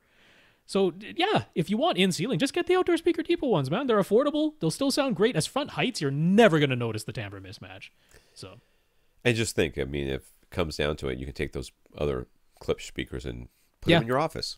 That's right. Put them someplace else, and then get more outdoor. Get 4 of the outdoor speaker depot ones and reposition the. I think I would do that anyways. To be honest, yeah, with you might. I mean, because that's what he wanted originally. Anyway, was 4 in-ceiling speakers ideally positioned. If you're going to cut 2 holes in your ceiling, you might as well cut 4, because the first one's going to be hard. The second one's going to be a little bit easier, but the fourth one you're going to have it down. Yep. So you might as well just go ahead and do all 4. That's what I would do. All right. Take those Klipsch speakers, get rid of them. Spending this guy's money. They don't cost that much. It's like $60, aren't they? Not too bad. Yeah. Wesley is currently using 5 Polk speakers, and he's interested in an upgrade. Well, I got an idea for you. His room is small, being one room in an apartment that's about 700 square feet total. That's a whole apartment, 700 square feet. That's correct, yes. Wow. And he has some hearing loss, so he doesn't hear too much above about 8,000 hertz, or 8 kilohertz. So he remembers liking some Klipsch speakers he heard, but that was decades ago now. Maybe that's why you can't hear above 8 kilohertz. Oh, come on. One time. One time. Tom, come on, dude. Taking the low-hanging fruit. Not even trying. So he wants to order some speakers that can be delivered to him. Should you just go for some modern Klipsch speakers, or what we suggest you do? I would suggest you go with headphones. But that being said, an apartment this small, I would totally go for headphones. I mean, consider the amount of fidelity you can get. Even if you can't hear above 8 kilohertz, the amount of overall fidelity you can get from headphones, where you could play it at a volume level that would absolutely get you thrown out of this place. That being said, no, I don't think you need to go for Klipsch speakers. You are going to be in a very small room. I would go for something like the Focal little burrs, like the tiny ones, or the NHT. Yeah, I was thinking SuperZeros. NHT. Yeah, would be good ones too. Something small but has the ability to play with decent fidelity, and also will play nice with subwoofers. Easy placement, easy to move, easy to mount. It just, everything would be easy about these guys, because that's what you need. Because I imagine this is not going to be your final resting place. You're not going to spend the rest of your life in this 700 square foot place. So I'm not worried about your hearing loss. We've all got it, some level of it. At some point, we've got some hearing loss. It's okay. So don't worry about that. Let's put it this way: if the speakers give you 100% of what sound is supposed to sound like, the fact that you can't hear part of it will sound normal to you. Okay. What you don't want is some speaker that's like, okay, well, I spent less on this speaker because it drops off at 10 kilohertz. Well, it's also got other issues that the most egregious of which was that it drops off at 10 kilohertz or 8 kilohertz. Therefore, people don't want it for that. But they didn't tell you was that the frequency response is all over the place and everything else. Get some decent speakers. Yeah, I mean, a couple others you could try. SVS Prime. Sure. Because those are free to try. They'll pay the shipping both ways, so why not? And then another one, since, maybe you're just like, I want me some horn-loaded speakers, HSU. HSU would be a good option to try out because they're he's not HB1s. blind, he's deaf. I mean, kids can see them. They're ugly. HB1s aren't that bad. They're big, ugly black boxes. Yes, they are. You can get them in the rosewood finish. Okay. They're not too. I like the HSUs. So there's 4 good options for you. None of them are gigantic. All of them sound good. All of them can be ordered and sent directly to your house. So Focal, the Bird series, NHT's Super Series, SVS Prime series, and HSU's HB-1 series. There you go. I mean, he can tell us how much money he had to spend either. And he wants a full system? Is he looking for a full 5 system? speakers, yeah. 5 speakers. But all of these are good value, high value choices. Yeah. So. Is there a KEF model that would fit in this? Yeah, I mean, the new Q series is kind of pricey. I gotta be honest. Yeah. Right. They're good, but kind of pricey. Earle would like to upgrade his Mirage BP S400 sub. His living room is open to his kitchen and dining room, so he's dealing with about 4,000 cubic feet total. He is considering dual SVS SB-16 Ultra since they would physically fit. He really only has 2 locations where the subwoofers could go. His front right corner next to his TV where his Mirage subwoofer is now, and his left wall beside his main couch where he has an end table right now. SVS's Merlin recommended SB-13 Ultras, but that seems to have been solely based on which speakers he has, not his room size. Ding, ding, ding. Yeah. That's totally how they do that. Merlin is completely useless. And SVS, I'm sorry, but that's true. So what model do we think is the right choice? And given his limited placement options, will he still be able to get good results with dual subs? There is no way we can know that second question. We don't know. Although they have the fully variable phase. If you're willing to put the time in like we were talking about with Let's Christian. be honest, dude. You're not going to, because almost no one will do it. And the people who are doing it get like 5 minutes in to go, man, this sucks. It's terrible having to go through this. But until we get some sort of automated way to do it for us, we're stuck with it. So this is what I would do. He's thinking about the 16 SB. The 16 Ultra. So the sealed 16 Ultra is the biggest. And one really nice feature of those is they have the app control. So if you are going to do the going through the tedium of adjusting the phase really slowly, it's a little bit easier because at least you don't have to reach behind the sub and turn a knob. You can do it on the app from your seat. So that's nice. You could also do that with the SB-4000, which, so you said Merlin recommended the SB-13 Ultra. The SB-13 Ultra has now been replaced in the lineup by the SB-4000, and the 4000 series got all the nice app features and front-mounted controls of the 16 Ultra series. So the SB-4000 might be an option here. 4,000 cubic feet. Do we want to go 4000 series or 16 Ultra? What do you say?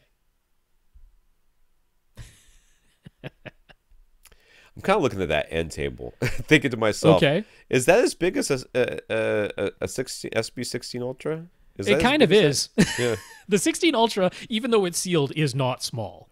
I'm looking at this room and I'm thinking to myself, there is one seat in this room that is important. That's his seat. That is his seat. Yeah. Do we need 2 subwoofers in this space? Yes, we do. Yes. I don't necessarily agree with that. Maybe he cares about the other seats. Why would he sit them in that position? Who sits there? Who sits there and looks over their left or their right shoulder the entire time they're watching the movie? No one does that. Maybe somebody lies down on the couch and faces forward. Could happen. All right. The question is 4,000s or 16 Ultras?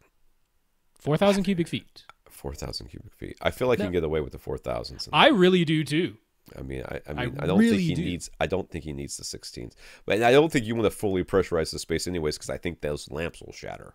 There's a lot of lampage, a lot of glass lampage going on in here. Yeah, no, 4,000 cubic feet is squarely in the large but not massive room size. Yes. The 4,000s are the way to go here. SB 4,000s, we just saved you a little bit of money, and I think you'll be really, really happy with those.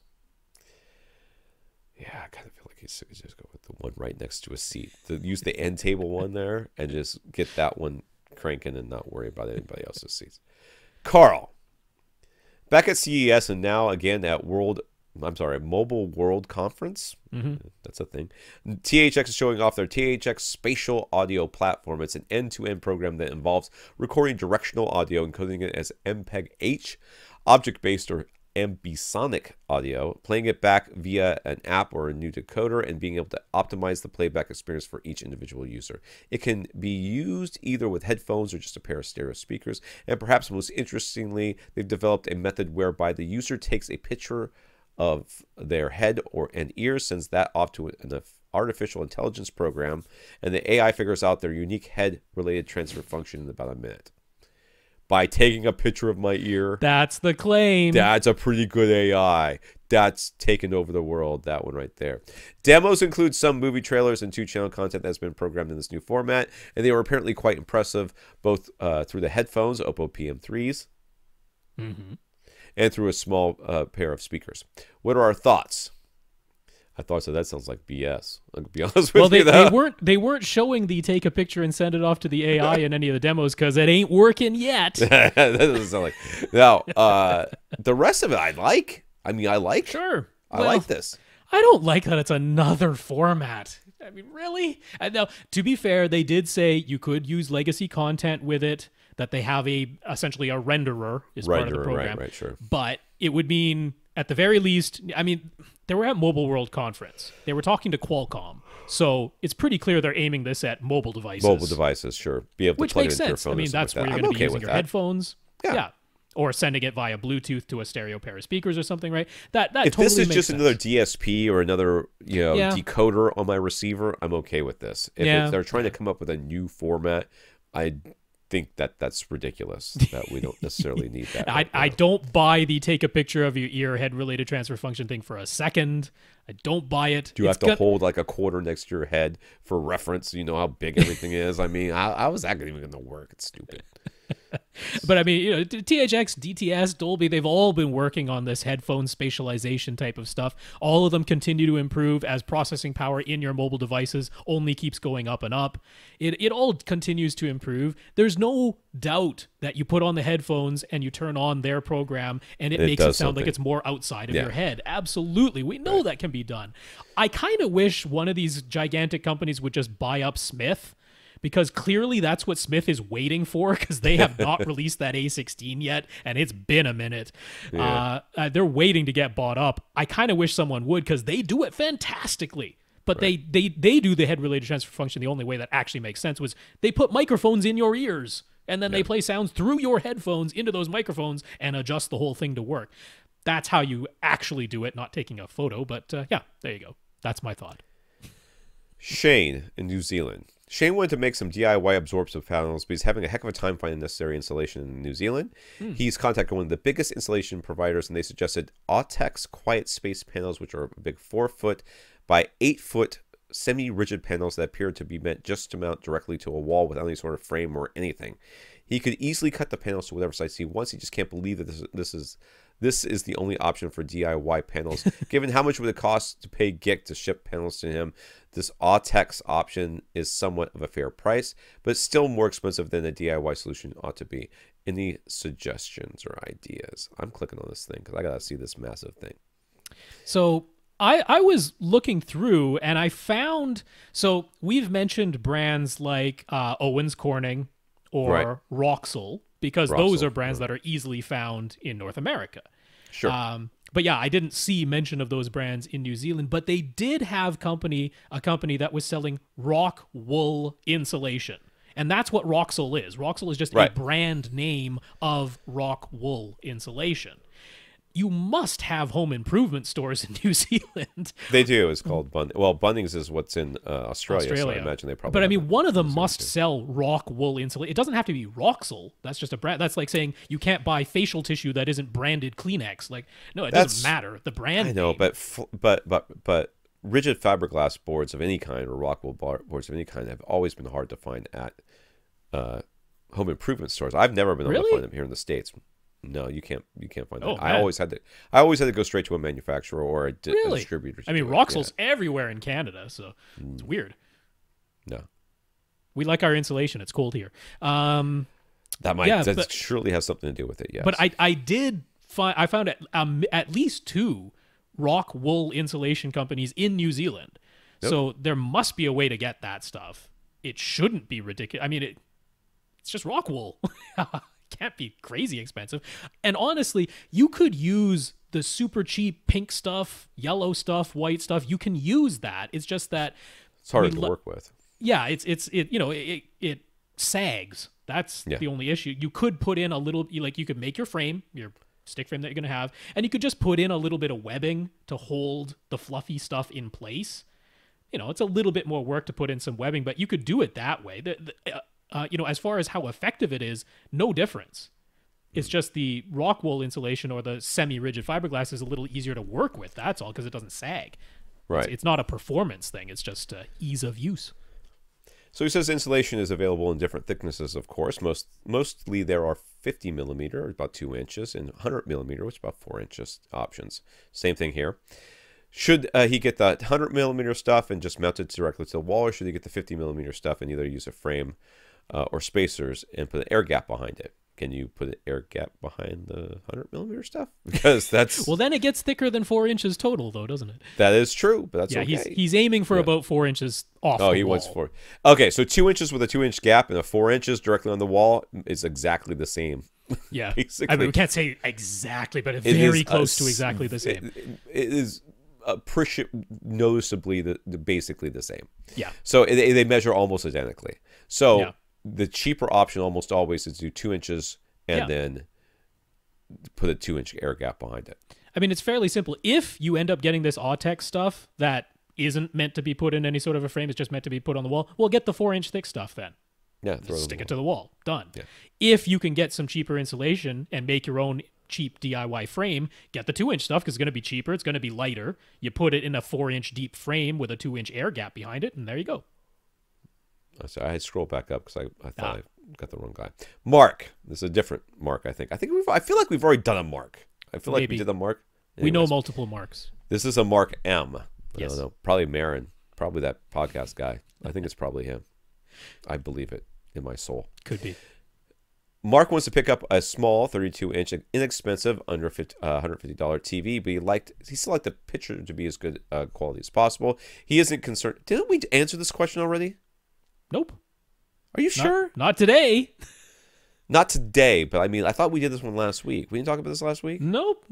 Not last week. He isn't concerned about resolution or HDR. He was just going to get the TCL 32S5305, but he just wanted to double check that there isn't some way to get at the same price, for the same price that he's overlooking or got announced at CES and will come out soon.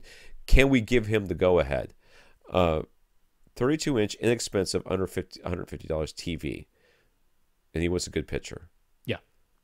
I'd get that very TCL that you mentioned, the 32S305.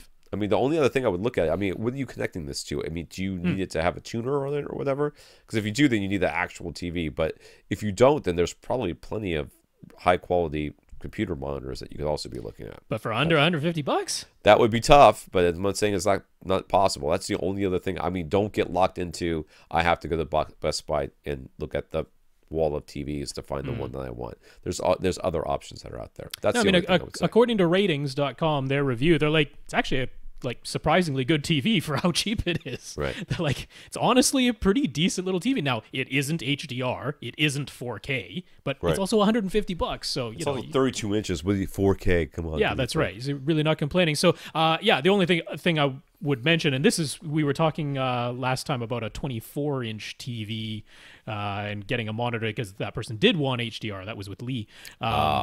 That must have been what it was. So that's where the whole display HDR thing from Visa, right? ESA, they've come up with this display HDR 400, 600, and 1000 categories for computer monitors. Right. But they start at about $400 and go up from there. So those aren't really an option for this, and that TCL is a great choice for this type of thing.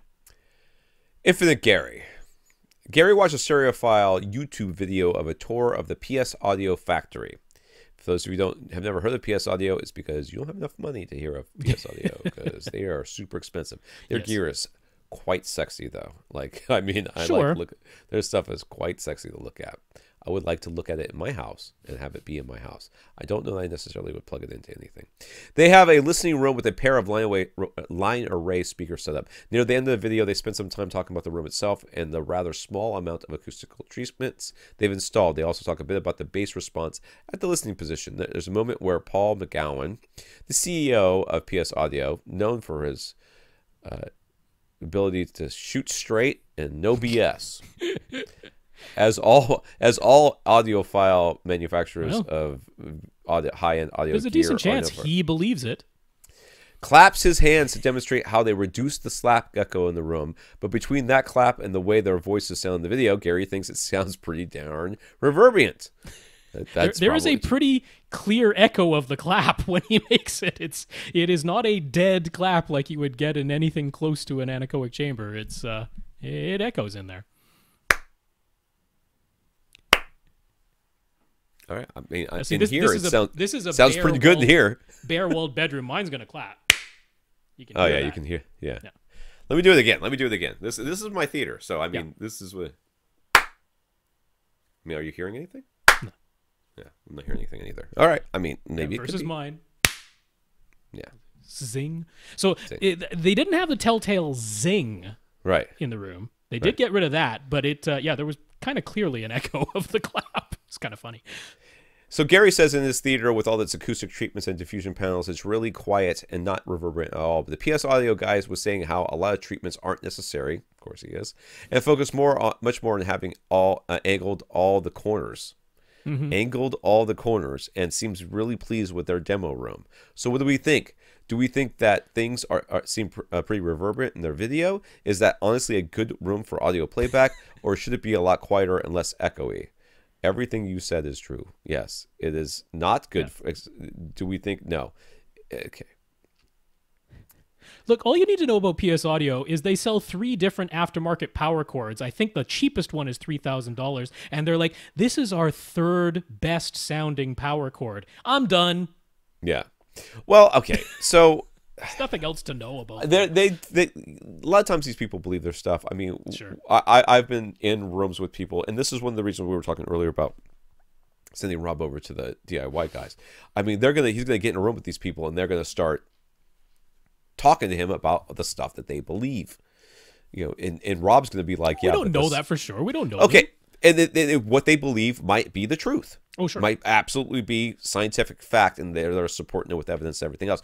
Or it might be this guy clapping in a clearly reverberant room saying, listen to how dead it is. And everybody's like, what? Well, he was saying he got rid of a slap echo, which they didn't have the zing sound to it, so okay.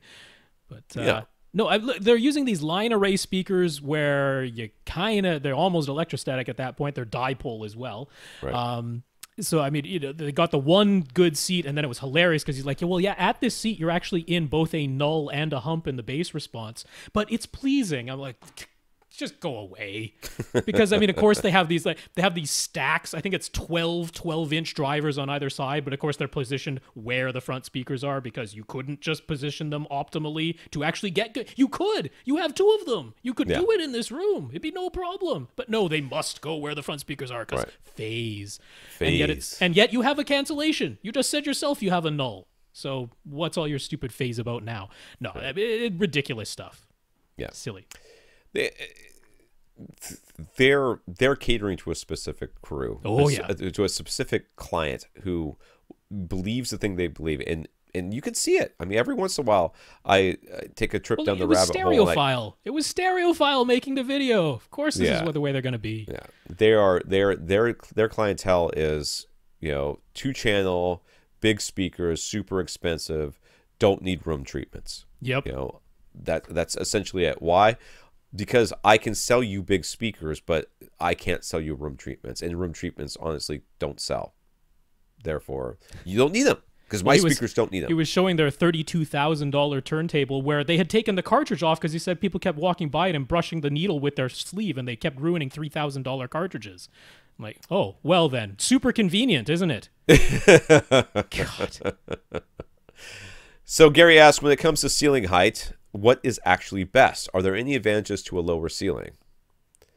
I mean, okay, so if you're talking about what is best, I guess if you're looking for making sure that your room sounds as is as acoustically, if you could float yourself into a formless void, so that the sound never reflected off of anything, that would be best.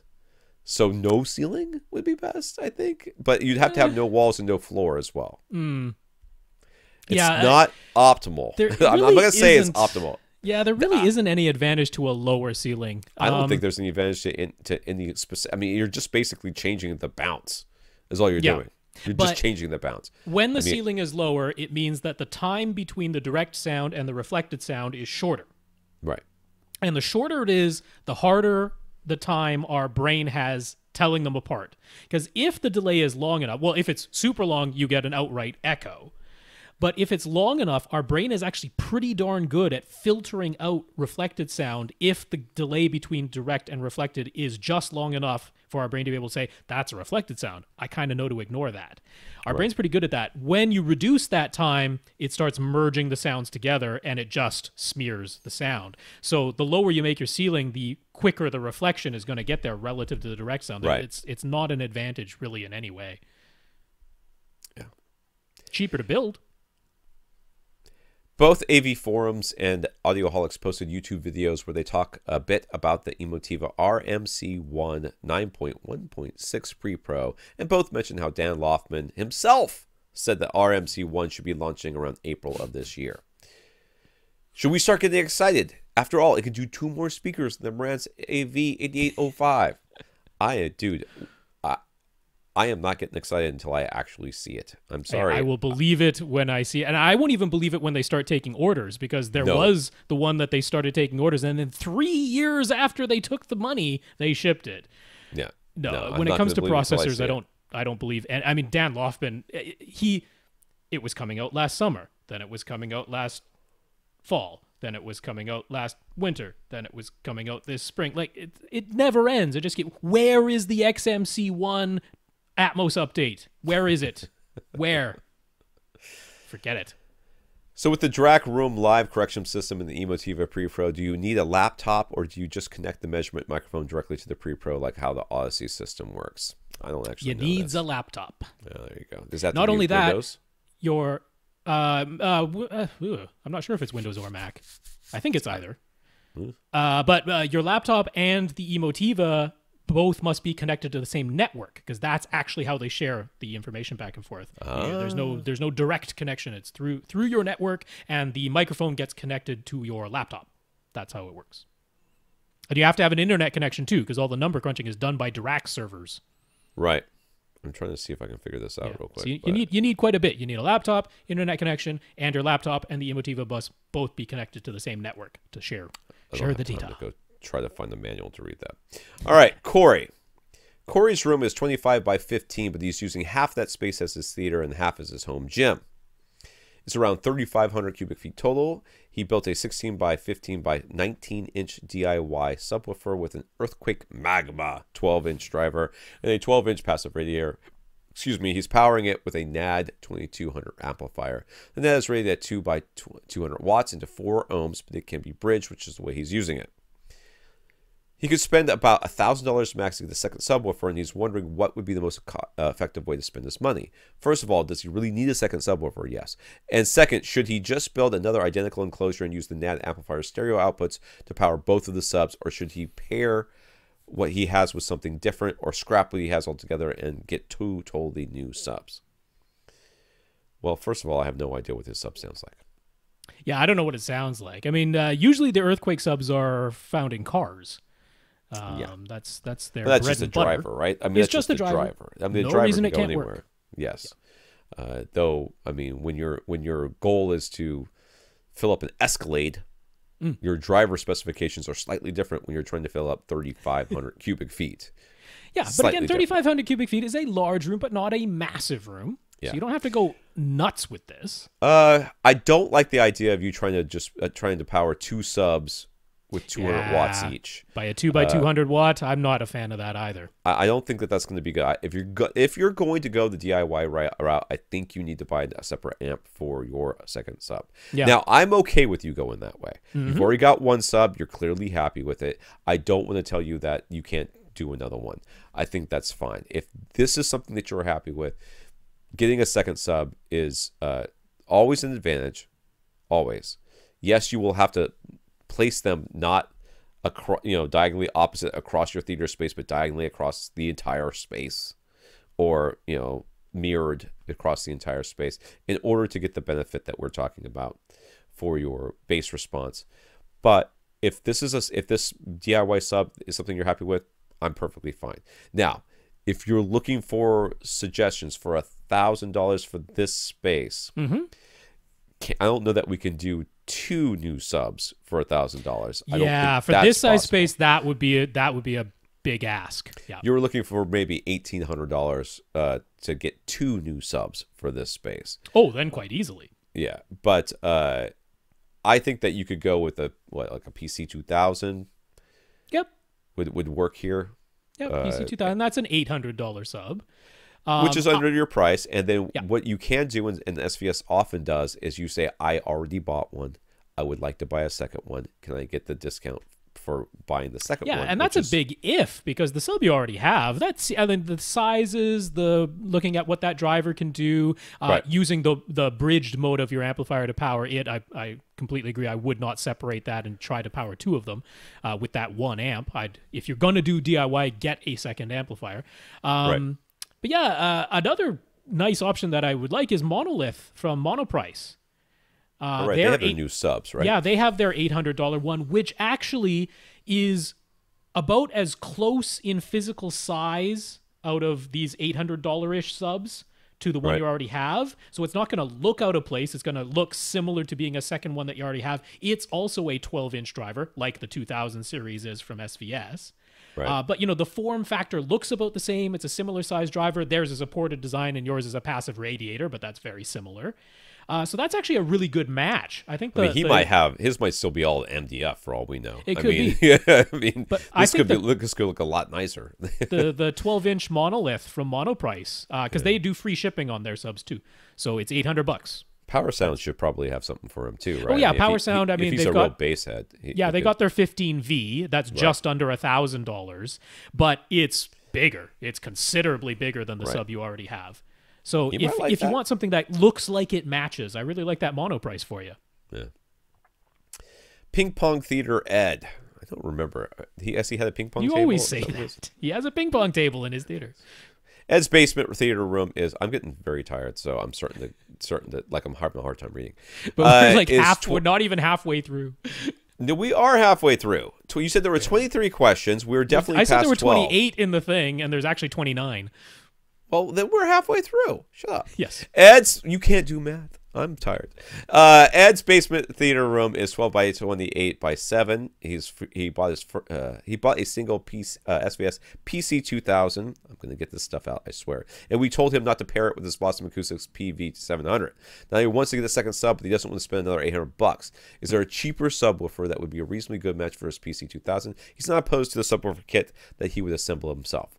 Well, we did say that just now that if you call SVS, you will not be paying $800. You'll say, I already bought one. Can I get the second one at the buy one, get one cheaper It's not price? A huge discount. It's like $100. Is it 100 or is it 50? I thought it was 100. It's somewhere between 50 and $100 off. So somewhere between $700 and $750 for the second one. Yeah. So I mean,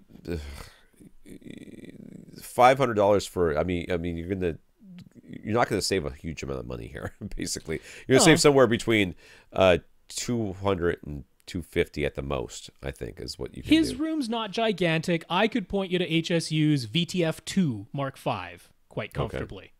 Okay. Well, how much does that cost? So it's $540 plus $68 shipping. So just over. So you're over $600. So you're just for extra $100 max. You're getting the same sub that you already have. The exact same sub. Mm-hmm. I don't know, dude. Yeah, talk to SVS, see if they can give you a discount that's enough for you to pounce on it, because then you have 2 identical subs, and you can't be sad about that. But what about those Amazon 12 NSDs? Are those still around? Because if there's one of those around... See, yeah, the PB 12 NSDs that were $500, they all gone. They're all gone. The SB 12 NSDs you can still find, but that wouldn't be a really perfect match with what he has. You want the ported. Yeah. So yeah, if you can get it at a discount, do that. Otherwise, the VTF-2 Mk.5 is less expensive, and it would, in your room size, it would be completely fine. Okay. He recently purchased a pair of ELAC unified towers that replace his JBL speakers. He had JBLs had 95 dB sensitivity, while the ELACs are at 85 dB sensitive. He's using a Denon X1200 receiver, so it isn't super powerful, and it doesn't have pre-outs for adding external amp. Should be worried about anything in terms of the quality of the sound, or is it as simple as increasing the trim level and maybe turning up the volume dial? You are sitting not 12 feet away from these speakers, from what I can gather here. It looks like you're sitting pretty close. I would not worry about this at all, and it's not going to be turning up the trim levels that much, though it could be. But well, I mean, when you recalibrate, yes. there's a decent chance that with your very efficient JBLs that you had before, the trim level was probably set at like -3 or -4 or something, and now it might be set at +4 or +5 or something like that. But it's still going to be well within the range of what the receiver can do. Right, and then your volume dial probably should stay right about the same. Yeah, after you recalibrate, it ought to be exactly the same. You shouldn't see any differences there, and you shouldn't have any problems powering these speakers. No, this should be fine. With your seating distance, should be fine. There can be scenarios where this would be a cause for concern, but not at your seating distance. Not at your seating distance. I wouldn't worry about this though. So he's come to realize that he spends more time tinkering with his home theater than actually watching content. He rarely makes it through an entire movie without stopping to adjust something. Are we the same way? Are we happy with our theaters, or are we always changing something? Is it possible we love the gear more than we love the actual content? Dude, I have long ago given up tinkering. Haven't you said you've bugged your wife saying, I've got to fix this surround sound? Well, yeah, that happens every once in a while. Yeah. But, I mean, it's not impossible that it happens. The other day, I gotta admit, we went to when we went to Hollywood Studios, we went to the Frozen sing-along. Mm-hmm. We made my 14-year-old son sitting there. Nice. Frozen sing-along. I took pictures of him. He was so miserable. But I hadn't seen Frozen in so long. Last night we watched Frozen. So I took the disc, and it was just filthy with kids' fingerprints. Yeah. I couldn't get it to work and stuff like that. Had to like run it under the water. I mean, it was really dirty. But stuff like that'll happen. But generally speaking, I don't tinker as much as I used to. I just don't.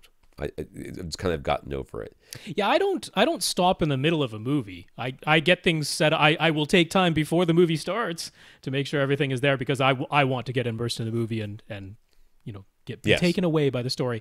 But I definitely love the gear more than the actual content. I will completely admit to that. The amount of time I've spent listening to test tones, it's ridiculous compared to the amount of time. I mean, I have spent more time watching actual content, but if you looked at the percentages, people would think I'm absolutely nuts. So, there's no question. I love the gear more than the content. Yeah, I'll admit to that. I don't think I do. I think I like the content more. But I do love the gear quite a bit. It's It's like 49-51 sort of thing. So he recently restored a 44-year-old Nico amplifier and started using an old Technics turntable. He isn't turning into a vinyl guy, and if you did, I wouldn't really care. But he has noticed that many of the old recordings definitely seem to have more dynamic range than modern digital files. Do we have any interest ourselves in strictly 2-channel setup that's separate from our theaters? Any interest in vintage gear? I have definitely an interest in a dedicated 2-channel setup. I think I would be interested in that. This was what would happen. I would set up a nice 2-channel room, and then very quickly decide, what would make this room better? Some surround sound speakers. There you go. Better. I mean, that's what would really work is if we had a couple of subwoofers in here, and then some surrounds, and then maybe some more surrounds. That being said, I have often thought of that. I told there's been twice I've tried to set this up in houses where I've had a home theater and I've had 2-channel gear in another room. But what has completely wiped all that away is portable speakers. portable speakers has killed my ability to convince my wife that a 2-channel setup someplace else in the house so that we can listen to music is something that we need, because now it's always just, there's always music in every room because they have speakers everywhere. Well, I'm really happy with the 2-channel in my theater, so I don't have any desire or feel any need for a separate 2-channel setup. But what you're saying about, some vinyl records, they sound better than the, the current CD, or there's plenty of vinyl that was never even transferred to digital of any kind. Right. You can't get it any other way. I'm in complete agreement with that. I'm just not, I don't listen to music enough, period. As a critical listening thing for me to consider it worth my while. And then I don't have an interest in building a vinyl collection, and that it's not what I want to do, but I completely agree that there's lots of vinyl that does sound better. It does have the greater dynamic range. I spend almost no time in here listening to music. I mean, I spent almost no time in my theater listening to music. But it's all my music is done like over Pandora or, it's all garbage. And I know it's garbage. It's over the radio. I know it's bad. But I'm not going to sit here and turn on some music. I'm just not going to. If I'm going to listen to music, I'm going to do it in the rest of the house with all the, Bluetooth speakers everywhere and listen to it that way. But it's similar on the vintage gear thing. I think it's cool, but I don't have a way to incorporate it into my life that would be really worth the money that I would spend on it. So, it's not a priority for me at all. All right, Lance. Lance has a room, and we're going to see a picture of this, that's approximately 25 feet long by 16 feet wide with a 7.5-foot ceiling. His front row of seats are 14 feet from the front wall, and he has a second row of seats on the riser. The floor-to-ceiling windows are on one side. He has floor-to-ceiling windows on one side, but he can control the light with blackout curtains. He's painted the front wall black and the ceiling flat black. Okay, whatever. While the rest of the walls are a flat, dark red finish. It's very cave-like. Blood walls and everything. Okay. He has zero intention of changing anything about the finish of the room, so no putting in a false wall, no taking down drywall, but he does have access to the attic above the room, so running wires from the wall is possible. He already owns an Emotiva XMC-1 and a 7-channel amp, and he has his sources, including Apple TV 4K and Oppo 203. What speaker configuration should he go for? He's got a budget of $5,000 to $6,000 for subs and speakers. The XMC-1 can do 7.2 right now. It's supposed to be getting an upgrade to allow it to do 7.2.4 Atmos. When was this? Keep holding your breath. When was this written? Like 4 years ago? He'd be fine with setting up for 7.1 now and expanding later. So you start with one subwoofer and adding a second later. Wire for just 5.2.2 right away and stop there. What do we suggest? So I'm a little bit confused here. So he's got the room set up. He's got a riser. He's got an equipment room. He's got a TV of some sort. But he doesn't have any speakers. He doesn't have any speakers yet. That's right. He doesn't have a screen yet either. I mean, frankly, he did this right. He focused on the room first. Yeah. I'm just looking at it and just trying to get a sense for it. So, what do I think you should do? I think you should. How much do you care about that back row? It's the real question here. True. If that back row is immaterial to you, that's going to make a big difference on what you should do as far as speakers. Because if the back row is in any way important to you, then surround back speakers are out. I wouldn't say that. They're pretty close to out, dude. They're right on that back wall. Those people have barely got. I would definitely want surround back speakers for the primary front row. I would too, but I think that you could get away with doing it this way. I think you could do 5.2.4 and do dual surrounds, meaning you have surrounds behind each of the seats. Wire them in series. I always have to think about it. Series. Then do rear height, top rears and top fronts, but set them up for your just for your main seat there. The top rears would basically be above the second row of seats, which might be distracting for them, but who cares? Because we don't care about them.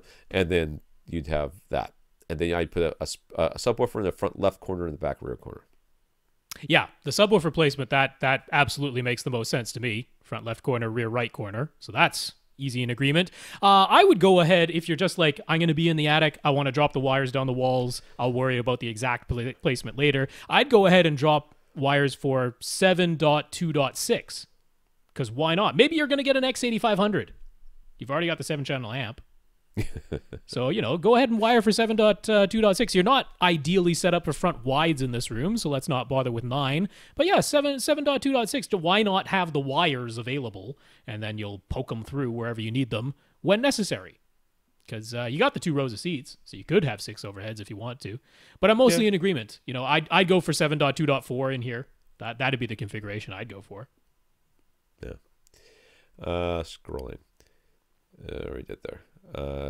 B. Yeah. He'll be auditioning Aperion Veris 2 Grand speakers since they have free two-way shipping. He's considered SVS Ultra speakers for the same reason, but any other suggestions we think you should try? Well, if you're only wanting free two-way shipping, then I think you got both of them.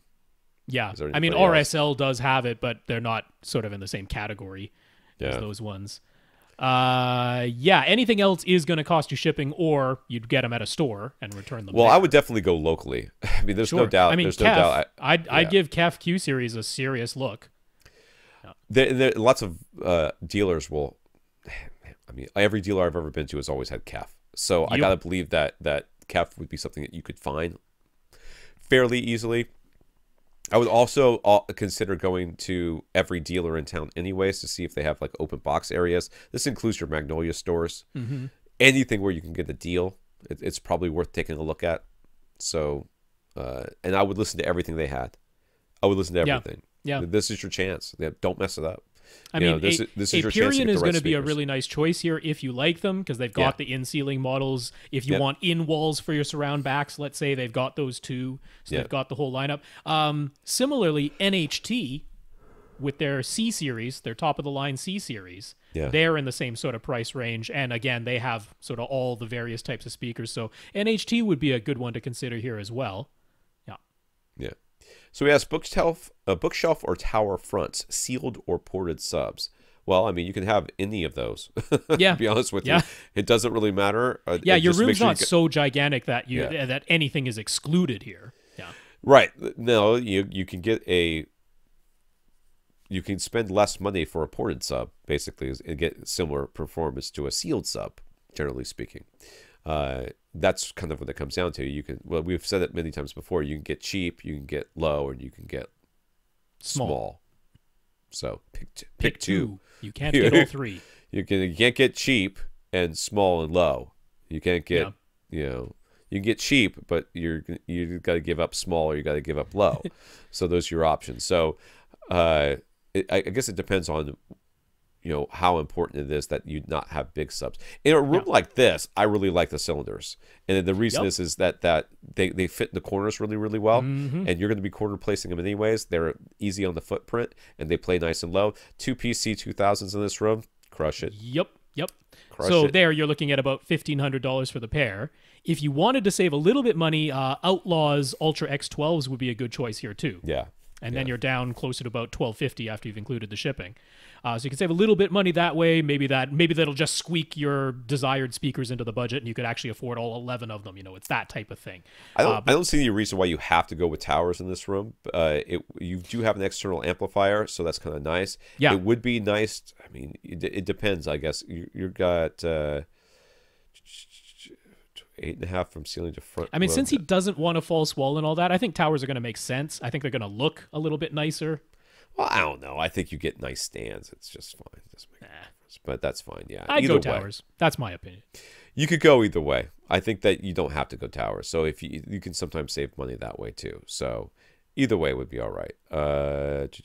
What do we recommend in terms of for room treatments? He's concerned about the windows on one side in terms of how reflective they might be, since he cannot mount panels to them.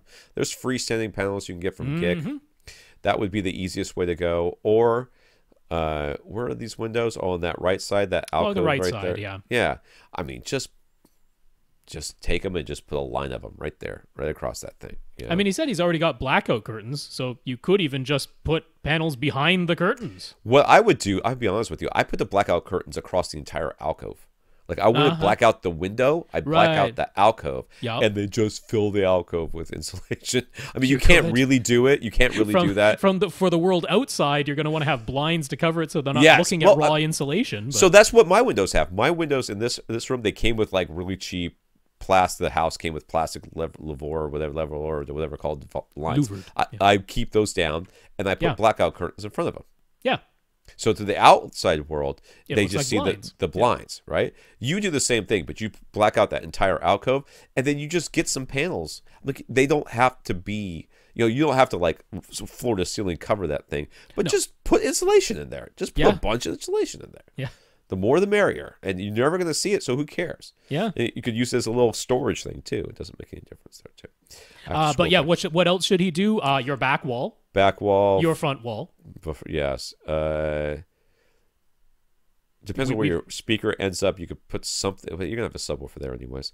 A couple down the side walls wherever you can place them. Yep. I mean, we already covered the right hand side. If you do that alcove and then put the curtain across the alcove, that takes care of the right hand side, and then put some panels on the left side. Yeah. That's really about all you need. If it's carpeted, then that's about it. You don't have to do much else besides that. So the screen and the aspect ratio, the screen size. Again, he doesn't want a false wall, and the ceiling is 7.5 feet, so he's figuring the speakers need to go to the sides and below the screen. Yes. That is true. I mean, by definition, that is how. Now, it doesn't have to be a false wall. You could always do a drop thing if you really wanted to. Yeah, you could have a motorized screen that comes down. Yeah. Doesn't sound like that's what he wants. That doesn't. It sounds like he really is. He's like, I painted this front wall black. Dang it. Yeah. I'm gonna use this front wall, which is fine. So he's gonna put something in there. He's sitting. How far away do we think he's sitting? He's sitting 14 feet away from that front wall in his primary seat. So I am going to suggest, because I don't want you to get your screen so large that your projector is going to struggle to fill it with light. That's not a happy way to go. Yeah. So you can't go bigger than like 135, right? Because most projectors are struggling. 150 would be the sort of the max. Yeah. Yeah. So 130 inches in width would be 150 inches diagonally if it's 16:9. However, that does start to leave you precious little space below the screen for your center speaker. Right. So this is a case, since he's already painted the front wall black, I would not be opposed to a 2.35 to 1 screen here. It would kind of make sense, unless you're like me and you're crazy enough to care about the handful of movies like The Dark Knight and Dunkirk that switch aspect ratios.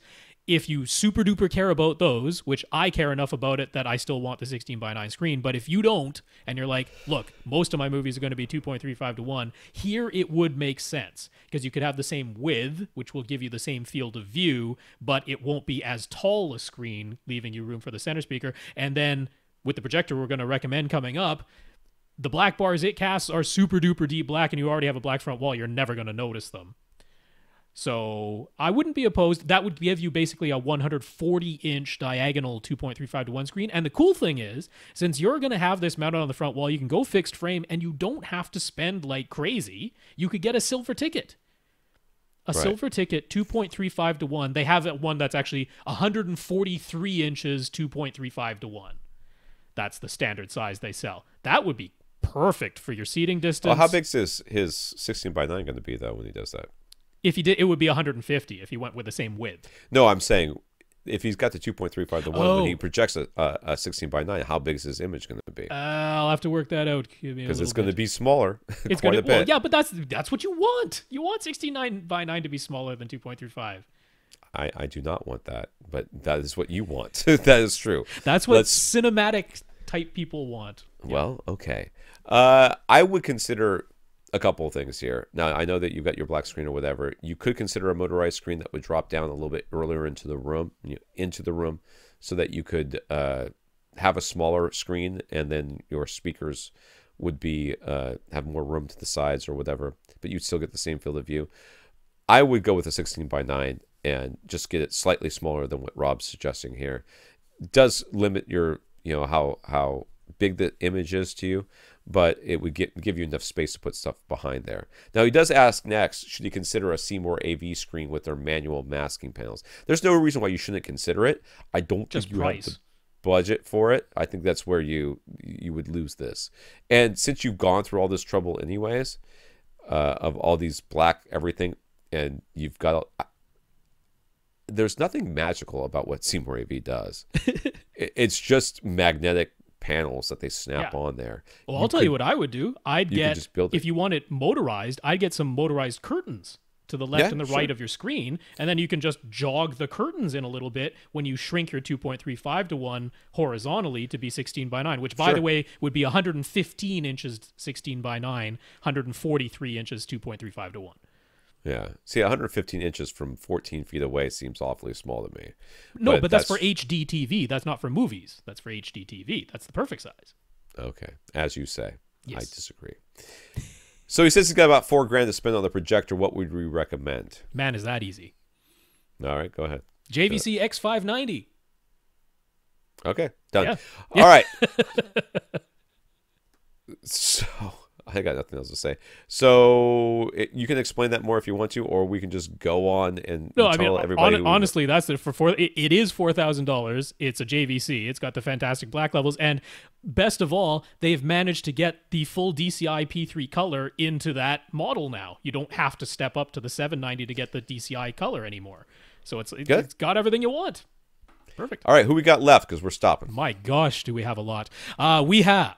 Yeah, but they're short questions based on the we went through 2/3 or 3/4 of our questions based on the amount some of that is space. photos, though. These ones don't have photos. It's just text. No, that's not my problem. So, Mark H., Daniel W., Alvin C., Michael L., Mike L. What did I just say? Michael L. and Mike L. There you go. They are two different people. Okay. Don't get confused, guys. That threw me for a second. Brandon N., someone whose screen name is Pack Devil on Twitter. Don't have their real name. Ted, he's back. Ted is back. I know. I saw his question. We're I started off with, before I move my...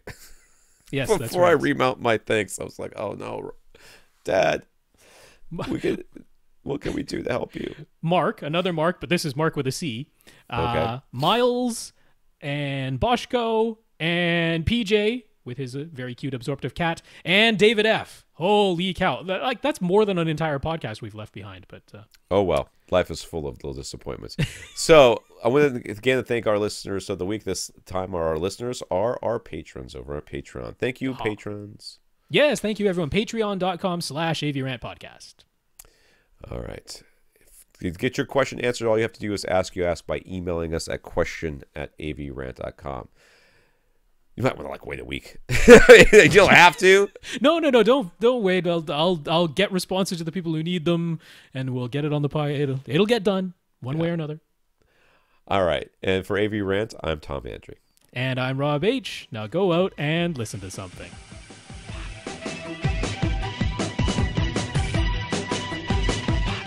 Want your question answered? Send it to question@avrant.com.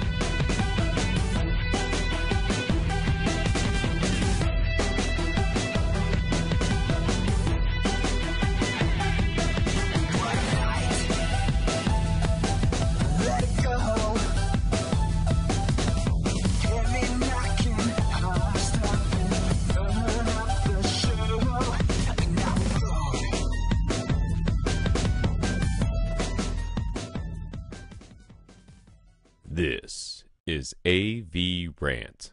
Now go out and listen to something.